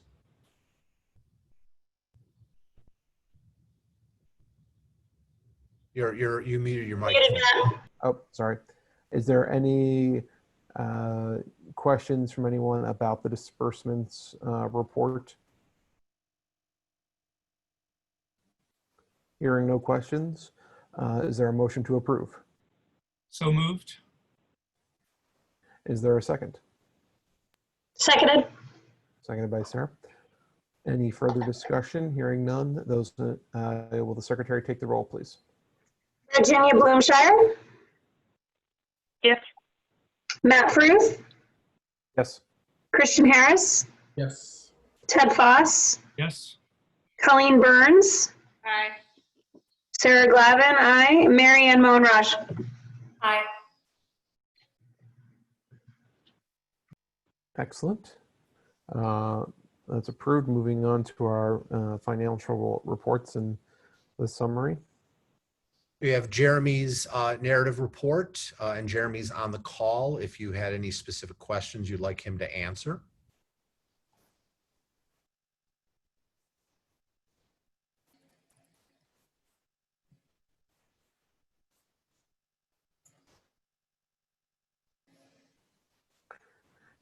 Hearing no questions, I feel pretty confident with the information as presented.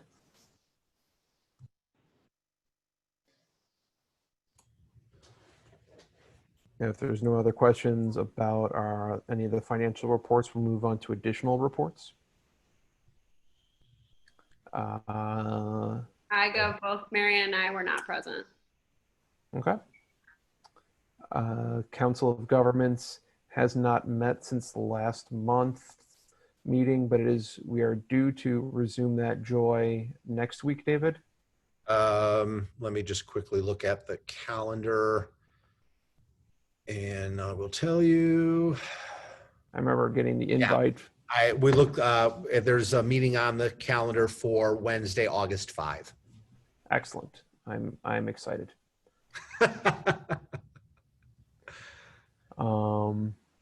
ILA legislation and advocacy.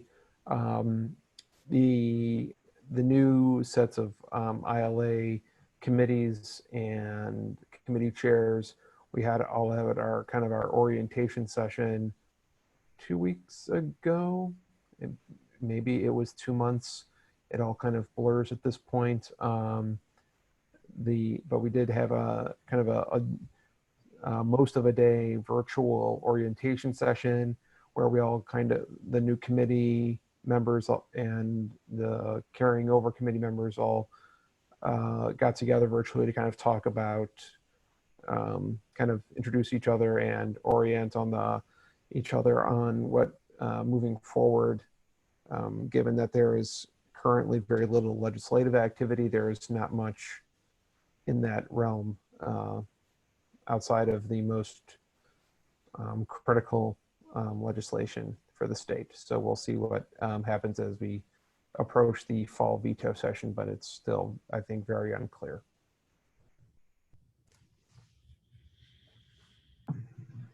And Friends of the Library? Friends has not met since our last meeting. Do you have any updates, David? No updates from the Friends. Their next meeting is in August. Okay, then we'll go into new business. Our 2020 special meeting for strategic planning.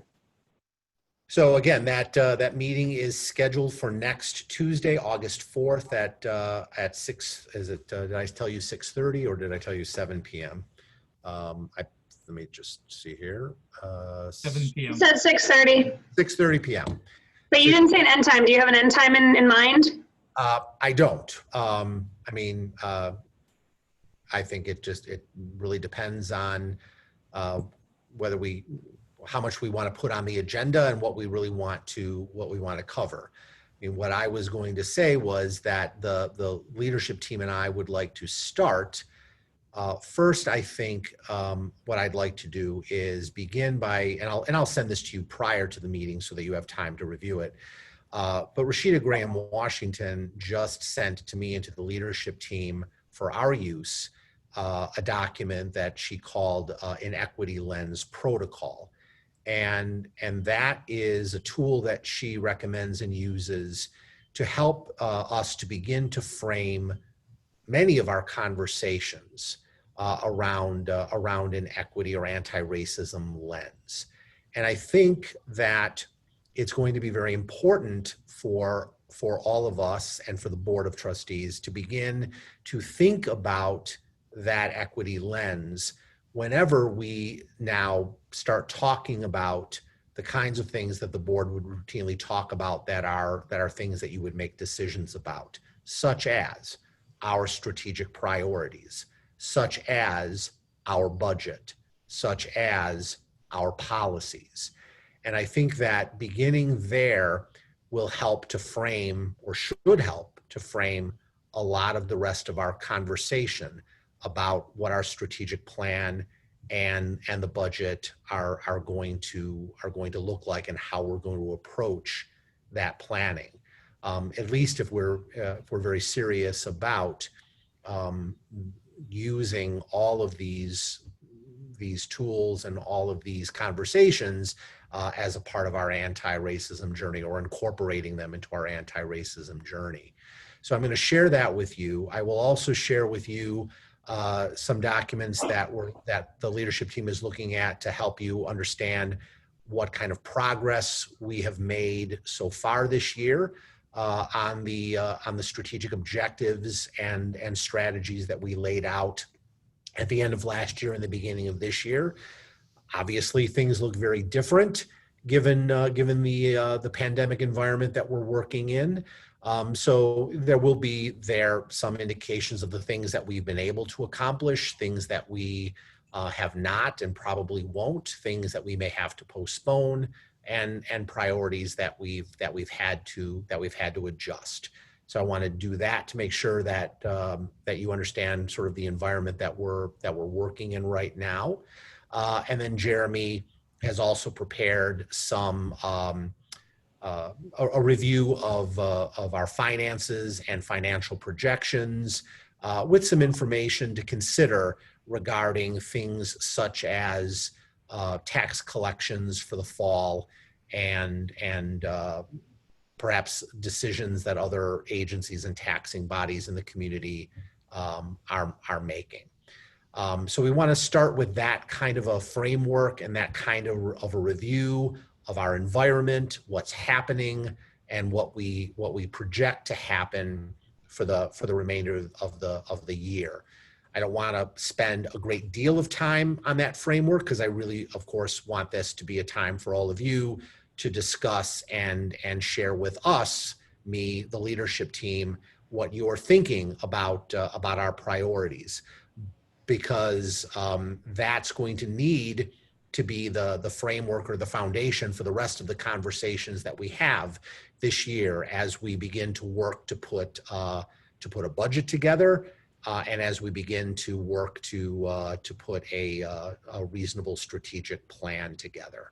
And you know, there are other parts of that too that I know you're all very interested in talking about, such as and specifically the master facilities plan process. So that's, and again, I'll have some of that documentation for you before the end of this week. So you have the weekend to review it along with an agenda. And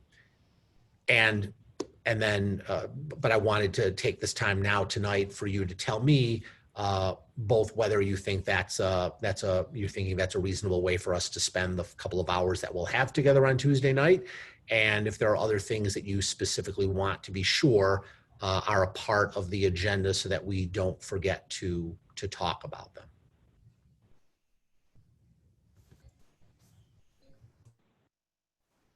It would be nice to have a little bit more conversation vis-a-vis the District 97 200 discussion with space planning and all, and to look at how the pandemic and all, as we look at our space policy and reaching out to community in this new environment, because it's going to be going on.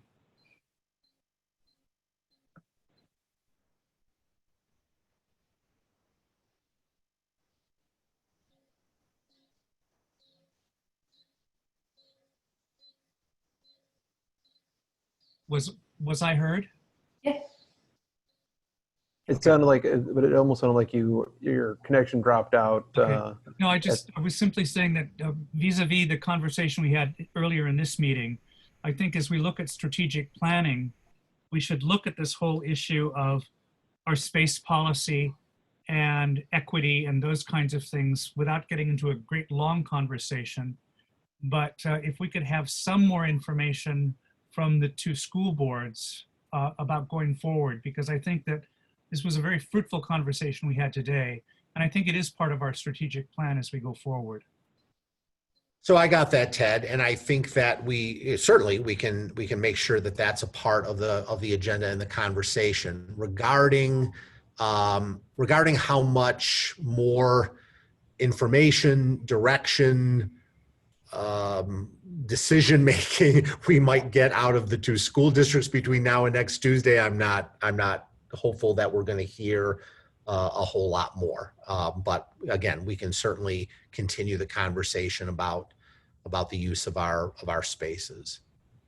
I also want to say, again, going back to our work with Rashida and our anti-racism work, Rashida and I have had several conversations about the trajectory for the rest of the year and taking time to do all of the things that we need to do. The idea there is that by the end of this year and the beginning of next year, we'll have a lot more information that comes from all of our trainings and conversations, specifically the conversations that are yet to take place among the members of this new advisory group. And all of that we would need and want to use to make decisions about what our strategic plan overall needs to look like for next year.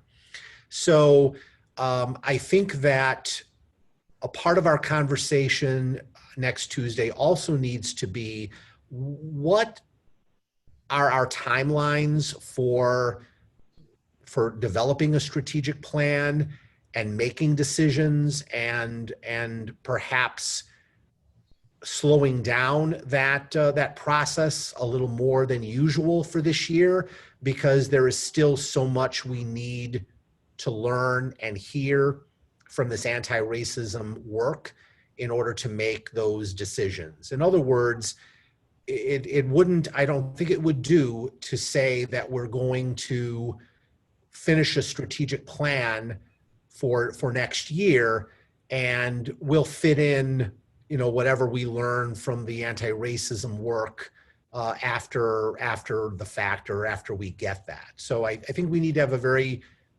thoughtful conversation about what the pace and the timeline of the work needs to be for the rest of this year. As I told Rashida, regardless, there are certain things legally that we have to do. And one of those certainly is adopting a budget before the end of the fiscal year in order to send to the village. So we don't have any flexibility regarding that particular timeline. But even then, there are ways to build in flexibility in other ways. In other words, we can perhaps think about setting aside in the budget or creating lines in the budget specifically to set aside money in anticipation of work related to the anti-racism journey, or making it clear that there are ways even next year to amend our budget depending on what we learn. So, you know, again, we haven't even started really meaningfully talking about the budget for next year, but I want to set the tone now for what I think is going to be a different kind of a conversation this year, not only about the strategic plan, but about our budget and how those work together, and how all of that needs to be informed by what we're going to be learning over the next 5-6 months from the work of the anti-racism journey. David, I'm glad you brought that up. I was thinking the same thing. And I guess my thought around it was that our priorities now we can change our priorities now to committing to the work, and maybe some language around, you know, our commitment to it, but not having all the concrete strategies of what exactly we're going to do. Right. But yeah, I definitely agree. Absolutely. All right, so again, unless there's more discussion you want to have about that meeting now, before the end of the week, you'll have an agenda, you'll have some additional documentation, and you know, if there's anything else that you want me to be sure that I know before we go into that meeting or add to the agenda, please just, you know, communicate that to me or communicate that to Matt Fruth, so I can make sure we're prepared to talk about all the things that you want to talk about.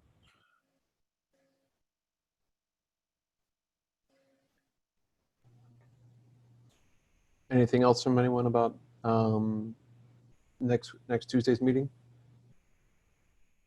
Okay.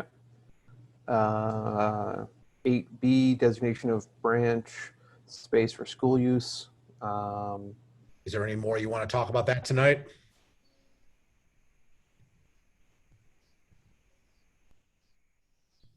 Doesn't sound like it. Okay. So we'll go on to 8C, technology projects and initiatives. Okay. So, sorry, there we are. So again, this began as a conversation about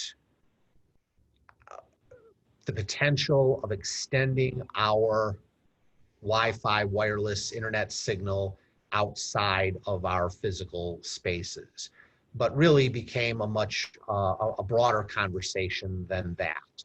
And so in response, one of the things that Elizabeth Martzalik and Marcin Turlik and others put together was this brief special report regarding technology projects and initiatives for the year. So in here, Elizabeth describes work that we've already done to acquire more mobile devices for our patrons to borrow and use. Talks about the network infrastructure work that's already been done to greatly improve access to the technology within our buildings, and then provide some information about expenses around the kinds of devices that we would be talking about to purchase for people to use. And then there's also some information here in this report about that external wireless signal and extending it from to portions of Scoville Park, or phases to extend that beyond the physical spaces at our branches. And to go along with that, Marcin did some work with our one of our technology consultants to put together this proposal and budget for doing that work. So if you had a chance to look at that, you could see from there what that work would entail and what the cost would be. So providing all that information for you, what I really wanted to say was that if our real intention or our real objective is to do something quickly, immediately, now, this year, to try to improve access for our patrons, for community members, for families, for lesser resourced students. I think one of the ways to do that would be to commit more resources, financial resources, to acquiring the kinds of equipment that we've already been acquiring, in order to provide more of that to people in the community, to give them the flexibility to take those materials, that equipment, and use it wherever they need to use it in order to take advantage of virtual learning opportunities or whatever work they need to do while access to our physical spaces is so limited. Just providing all of that and want to give you, again, an opportunity to talk or ask questions about it. So I'll just say, I think I raised the question of whether we could provide laptops to the community a couple of years ago, and there were some concerns and so on, but I think the price has come down more, and I think this is great. I'm delighted that we're looking at this, and the idea of these bundles is great. In terms of the schools, I don't know if everyone saw, I think D97 has said that they are going to be providing iPads for all students who need them at the lower levels and Chromebooks for all students who need them at the upper levels. So I don't think the library needs to cover the device piece of the school needs. It sounds like the schools are covering that.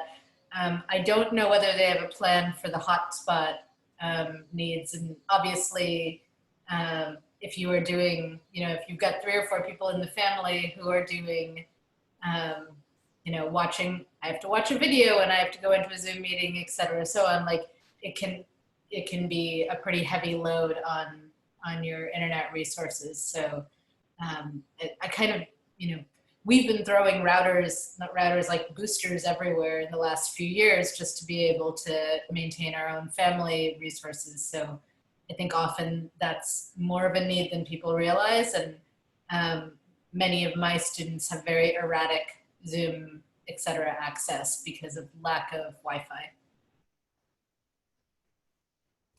Thanks, Maria. And I'm sorry, I did have one other thought. I'm sensitive to, Virginia's raising the question of extending the building access. I would personally prioritize more hotspots over extending the building access, simply because, there are only so many people who live near the library buildings. And I think often the people who are in most need are likely to live, further out from the library buildings, closer to the borders of the community, et cetera. Right. Yes, and additionally, I think that the times of the year that people would reasonably be expected to be outside using our signal is are limited too. So, David, I had a similar comment to Mary Ann. It's just that if we could think about piecemealing it, I guess, a little bit. If somebody needs a Chromebook but doesn't need it, they have stable internet at home, what can we do that? If somebody needs a hotspot, etc. And then also, I'm curious what you're thinking the checkout process would be for something like this, and kind of what that would. Yeah, well, I mean, generally speaking, I think that, well, let me answer the first part first. So, the way we've presented this or proposed this, these pieces of equipment would be a part of a set. Doesn't mean that they would have to be circulated or checked out that way. If someone only wanted to check out a Chromebook or only needed to check out a hotspot, we could certainly choose to do it that way instead. So just because we've presented this as a set doesn't necessarily mean that that's the way it would have to be circulated. But then for the question of how or what the method or procedure would be, we haven't made any of those decisions yet. I mean, my thinking would be that if the primary objective here is to make these mostly available to students in the community, students who wouldn't have access to all of these devices, particularly a hotspot perhaps, that we would want to give them a very long checkout period, right? We'd want to make that as long as we think was possible or necessary, so that there wouldn't be any concern about having to return them, for instance, in the middle of a school term, when they would really be needing them. But so I mean, that's an easy, I think, decision we could eventually make after thinking a little more carefully about it. But I think the more important question is, how do we make sure that these devices get to the people who most need them, right? How would we identify those people? The way that the library typically circulates materials is not based on that kind of need. We don't ask people to identify need that way. We don't classify our users that way. We don't collect and share that kind of information. So that part of it is a little bit more challenging. That's why I would think that if we could work with one of our community partners, such as School District 97, that does collect that kind of information, that does have access to that, and work with them to make sure that these devices, whether it's a hotspot or something else, actually gets to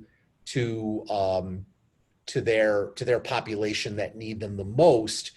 That might be a way to seriously think about doing it. Because otherwise, if we purchase these, we acquire them, we say that they're available for checkout, that means anybody can come and check them out that might want them. And that could be someone who maybe, based on the sort of criteria that we're thinking about, wouldn't really need to have it as much as somebody else, but might want to have it just because it's it's a nice thing to have and a way to save money elsewhere.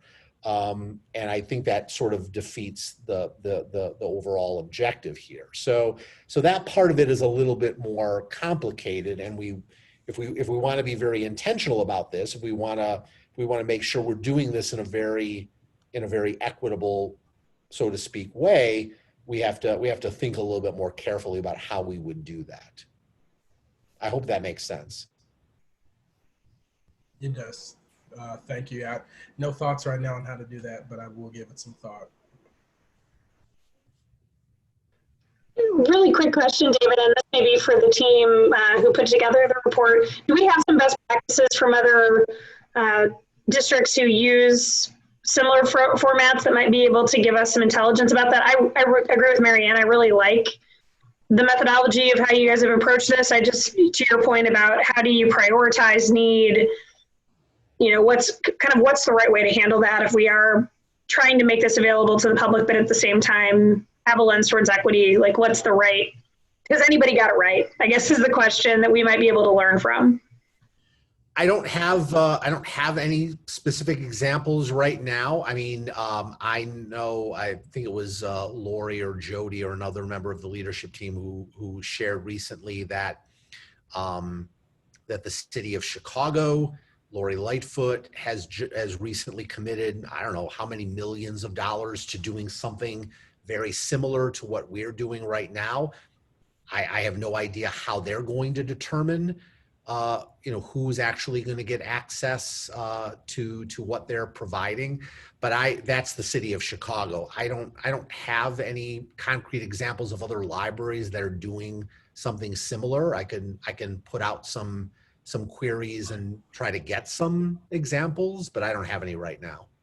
David, I sent you that note, and it was from the Chicago Municipal, whatever. It was $50 million. Oh, yes. Thank you, Ted. That's right. Thank you. I'm sorry. It was you who said that. I'm sorry.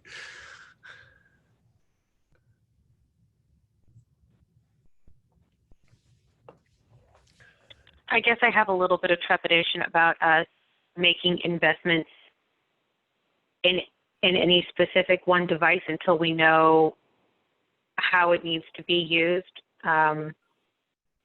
Sort of to what Marianne said earlier, if the kids are already going to have Chromebooks, we probably don't need to buy Chromebooks.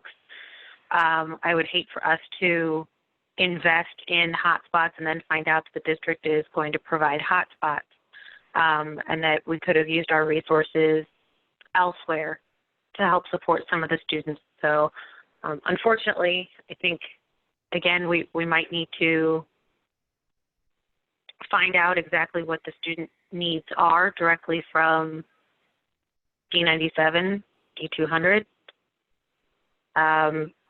so that we make sure that we're spending our money wisely.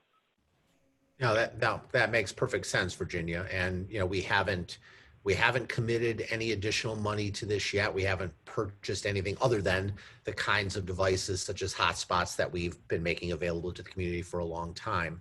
But other than this as a proposal right now, we haven't actually spent any of this money yet.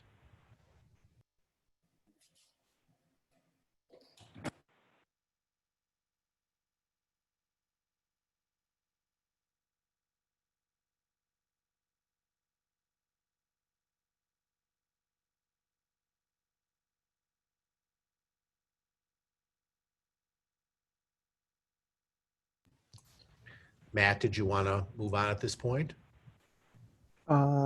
Yes.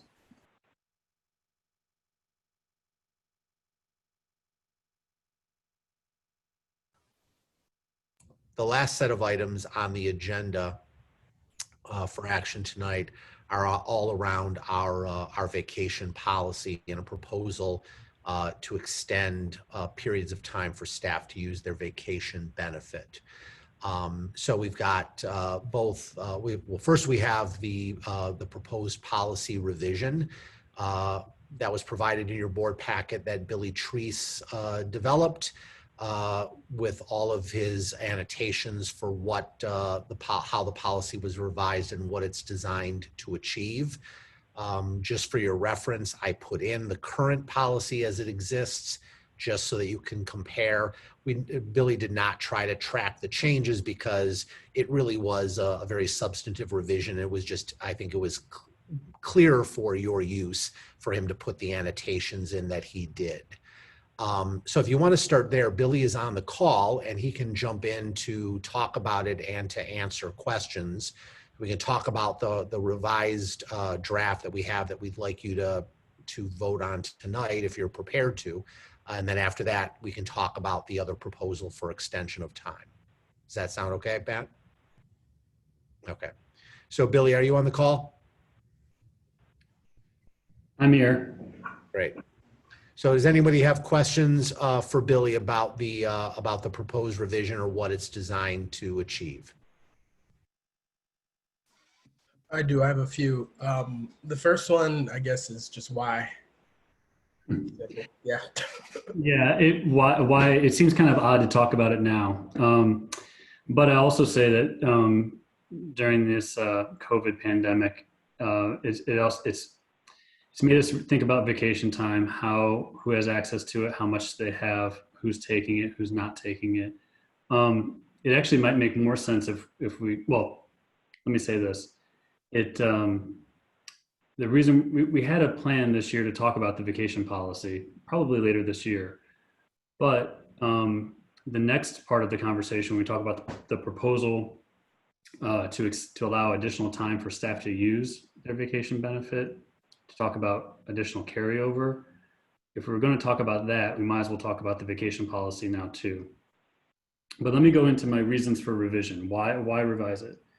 One, it hasn't been revised since 2011, 9 years. Also, if you look at the old policy, they divide who's eligible for vacation based on job titles and if you're a librarian or not. We need to update that for our current situation. We've decided to align that with either hourly staff or salaried staff. I mean, just to give you an example, like our director of human resources isn't listed in that current policy. How much vacation time am I supposed to get?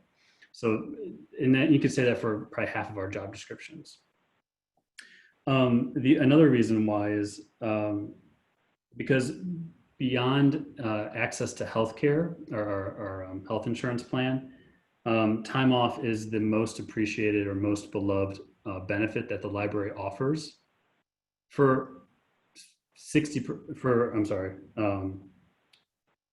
a number of our staff, especially the part-time staff who don't have access to healthcare, this is their #1 benefit. And so this is something that we need to look at and say how much time off is going to our hourly staff, especially our part-time staff.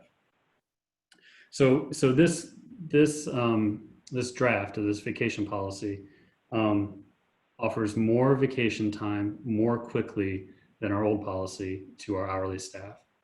It also allows both categories to max out at a higher rate of time off at 25 days rather than 20 days. And then you can see in the draft, it says it's after 10 years for both categories. So hopefully that gives some context or the reason why, and then I'm sure there are additional questions. It does, thank you. So I know I'm now very sensitive to increases in salary after I saw how our IMRF contribution went up last year. And I know that potentially giving more vacation days for days that when people would not have normally been getting paid could see that number go up even higher. So I guess I would want to know before voting on this, what could the potential costs to the library be? Also, what's the likely cost? You know, not everybody's going to take every vacation day. So what's the likely cost as well? And Christian, that's addressed a little bit in the proposal over the next part of the agenda. We can talk about that a little bit then. But yeah, you're talking about what's the liability to the library, the vacation time liability, and what's the replacement cost. Like if people take all this vacation time, how are we going to have to replace those with additional staff? Yeah, what is the additional cost there? So I can.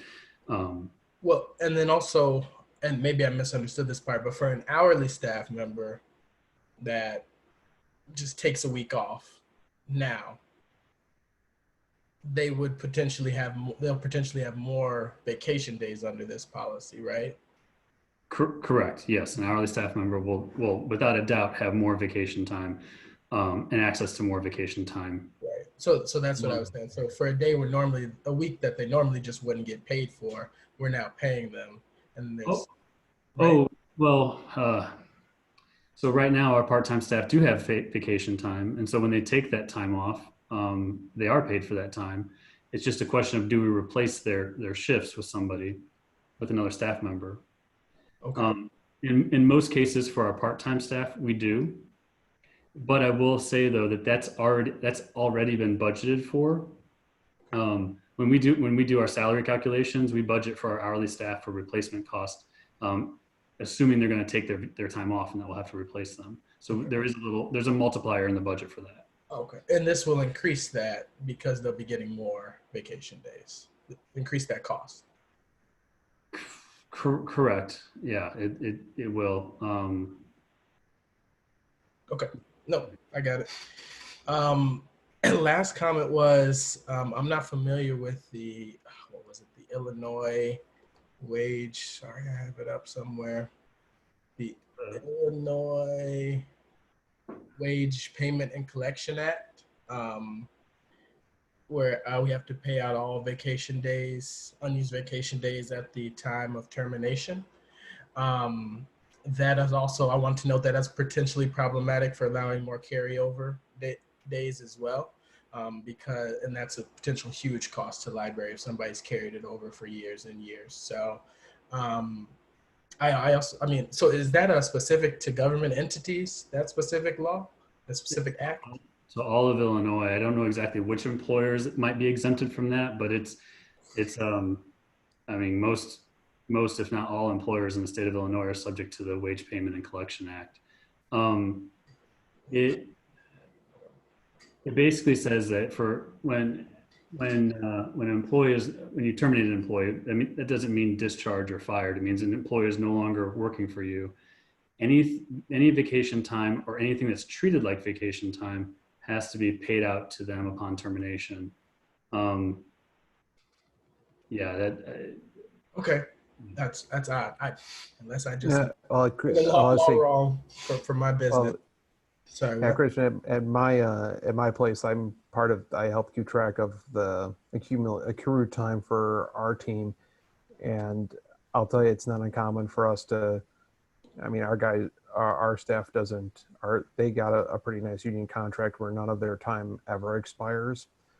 We've paid out 180 hours plus for people who have retired.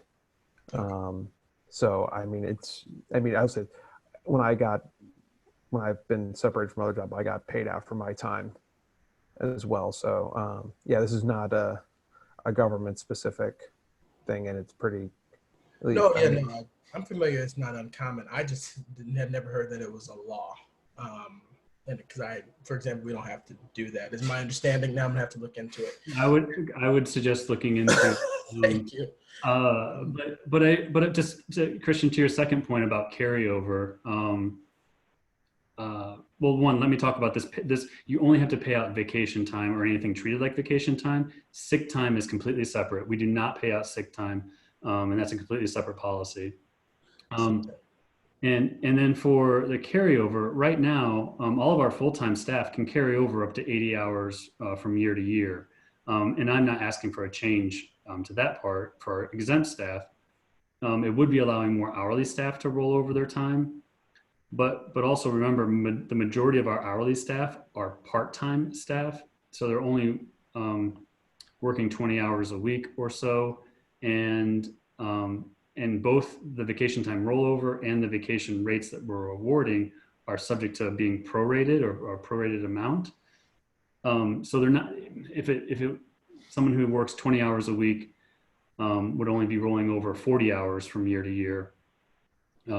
So yes, there is some additional cost there, but it's maybe not as much as a full-time staff member. Okay. I would potentially like to look at what it would look like to offset that cost, just because I know year over year this can add up. And when I say that, it's like, what would it look like to reduce what full-time staff could carry over? Maybe they can carry over less so that part-time staff can carry over more. And another comment about the sick leave policy is I'm not totally familiar with what our sick leave policy is and how does that play into this? And do we have paid sick time for our staff in addition to this policy? Correct. Yeah, we have. This is opening up a can of worms. We have a floating holiday policy, which you looked at and adopted earlier this year. A vacation policy and a sick time policy. Okay. I'm gonna have to. Okay. Now I have to just ask the question: do we have a maternity leave and paternity leave policy? We have a parental leave policy, yes. Okay. The paid parental leave that we call it, they are guidelines. I should say it's not a policy. It's guidelines that we operate as there was no increase or budget implication. Then we adopted them as guidelines to administer paid parental leave for our staff. That was about 2.5 years ago. So. Okay. All right. Thank you, Billy. So yeah, so like a little bit more information on what the cost will be. I'd also like to look back, I guess, in our old board packets at the sick policy that we approved too. So I personally am not prepared to vote on either of these tonight, but that was all the other questions I had. Okay. And Christian, one more thing I thought of when you mentioned carryover, the carryover amount or the amount that can be rolled over from year to year is fixed. So if I roll over 80 hours from 2020 to 2021, I have to use all those hours in 2021 because the most I can roll over from 2021 to 2022 is 80 hours. It doesn't continue to accumulate. That's the max every year. Okay, that's helpful. I saw a question I want to answer live, but from Marianne, did men actually take? Yes, I did. I took parental leave when my daughter was born in October. It's also for adoptions. It's also for if you court. What's the word I'm looking for? Anyway, it's and all. Thank you. I said good for you. So Billy, there have been at least 2 other men in recent memory who have done the same thing here. Yeah, Steven Jackson and Aaron Alonzo have both taken that time off. Yeah. Every man who does that makes it easier for all the other men around them to do the same. So like there is a lot of stigma. So yeah, I would say probably about a third of the staff that benefited from this have been men. Great. Mm-hmm. So far I'm hearing that we would like to gather and provide a little bit more information before the board takes action on this. Is that, am I hearing that correctly? That's what I heard, David. Yes. And does that apply to both this revised policy and to our request for this proposal, both? We can still go through the second policy if Billy had specifically, Billy had anything to add. Billy, you want to talk through this proposal as well? Yeah, I just want to say it's a one-time ask. I think you can, a picture is worth 1,000 words, right? So the picture in the middle shows how much our salary expenses typically are for vacation time usage in 2019, and then you can see it dramatically drops off because our staff are not taking vacation time, or what are they going to take vacation time from, and what are they going to, or where are they going to go? And so we're asking to give more control to our staff over how they use their time, their vacation time, by allowing them to roll over an additional week of time. So right now our full-time staff can roll over up to 80 hours of time from one year to the next. I'm proposing that they would be able to, our full-time staff would be able to roll over 120 hours. Part-time staff, that would be cut in half to from 40 hours to 60 hours. So they'd have 60 hours, up to 60 hours to roll over. One thing that wasn't noted in this proposal is that there are some staff that are using some of their time. There are some staff that we're going to encourage. There's still 5 months left in the year. There's still time that they can take. But giving them a little bit more control over how they use their vacation time will really avoid the crunch of everyone trying to get that additional time off over the next 5 months. I think I do want to know is I think it's a fair ask, especially like, with the chart you just showed, people probably felt really bad trying to take any time off in March or April, even though they might have needed it. They might have needed just a week to say, hey, I don't need, but in a virtual environment, it can seem so odd to say, what do you need time off for? So I do want to acknowledge that, but I just want to look into it a little bit more as well.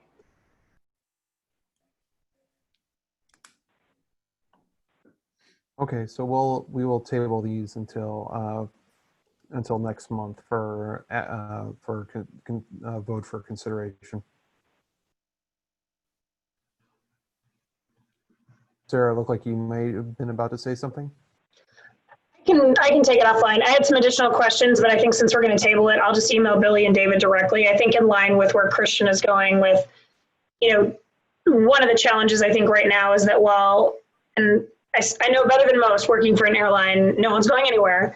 But I think that just as we're talking about kind of morale and mental health, what I want to be balanced in doing is, yes, there's a liability, but there also, I think is an expectation right now that people feel like they have to be on and available 24/7. And I don't necessarily know that I want to be conscious, and if we're making this decision, that it also may signal, an understanding that you kind of, your expectation or the leadership's expectation is that people should be putting off vacation. So kind of balancing, if we decide to go in this direction, also the messaging around communicating it to the staff. And really just, I don't know, I'm probably in the same place Colleen was earlier, where some days I just need to shut things off and feel like I have permission from my boss to do that. And if I heard this policy in my work environment, I don't know if I'd receive it in the same vein that we're hoping to intend it. So, just being able to talk through that nuance, that there are a lot of heightened tensions right now, and being able to kind of pitch this productively and not make it feel like a backhanded gift, if that makes sense.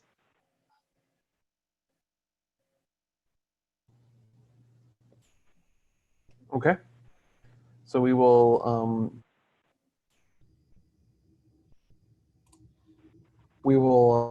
until next month's agenda for approval.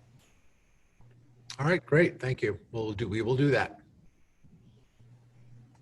That was the last item of new business for tonight. All right. So there will be, is there a motion to enter closed session? So moved. Seconded. Moved by Mary Ann, seconded by Sarah. Sarah, will you take the roll call vote, please? Virginia Bloomshire. Here. Matt Fruth. Christian Harris. Yes. Ted Foss. Aye. Colleen Burns. Aye. Mary Ann Monrush. Aye. Sarah Glavin, aye. And we have to switch over to a different line. Yes. So let me explain how this is going to work. Okay. So hopefully you all have the link for the other connection. I am going to open that meeting and start that link and wait for all of you to join. After you've all joined, I am going to assign the role of host of the meeting to Matt, so that I can leave the meeting without the meeting being closed. So you'll all go there. I will assign Matt as host. I will leave the meeting. You will continue it. The meeting will be recorded.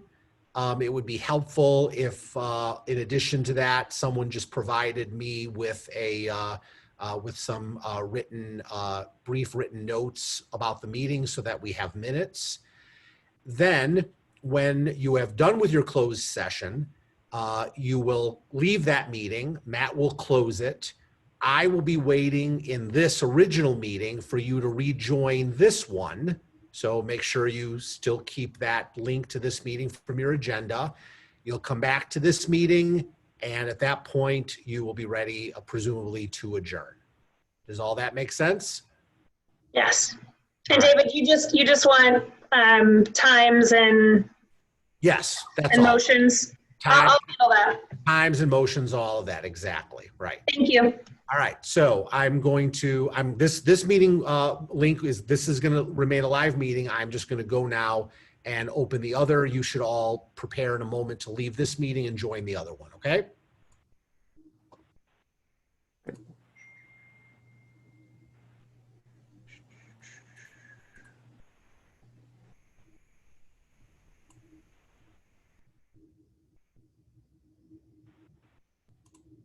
Okay, so this is not going to let me start the new meeting without leaving this one, so I will also have to come back to this meeting.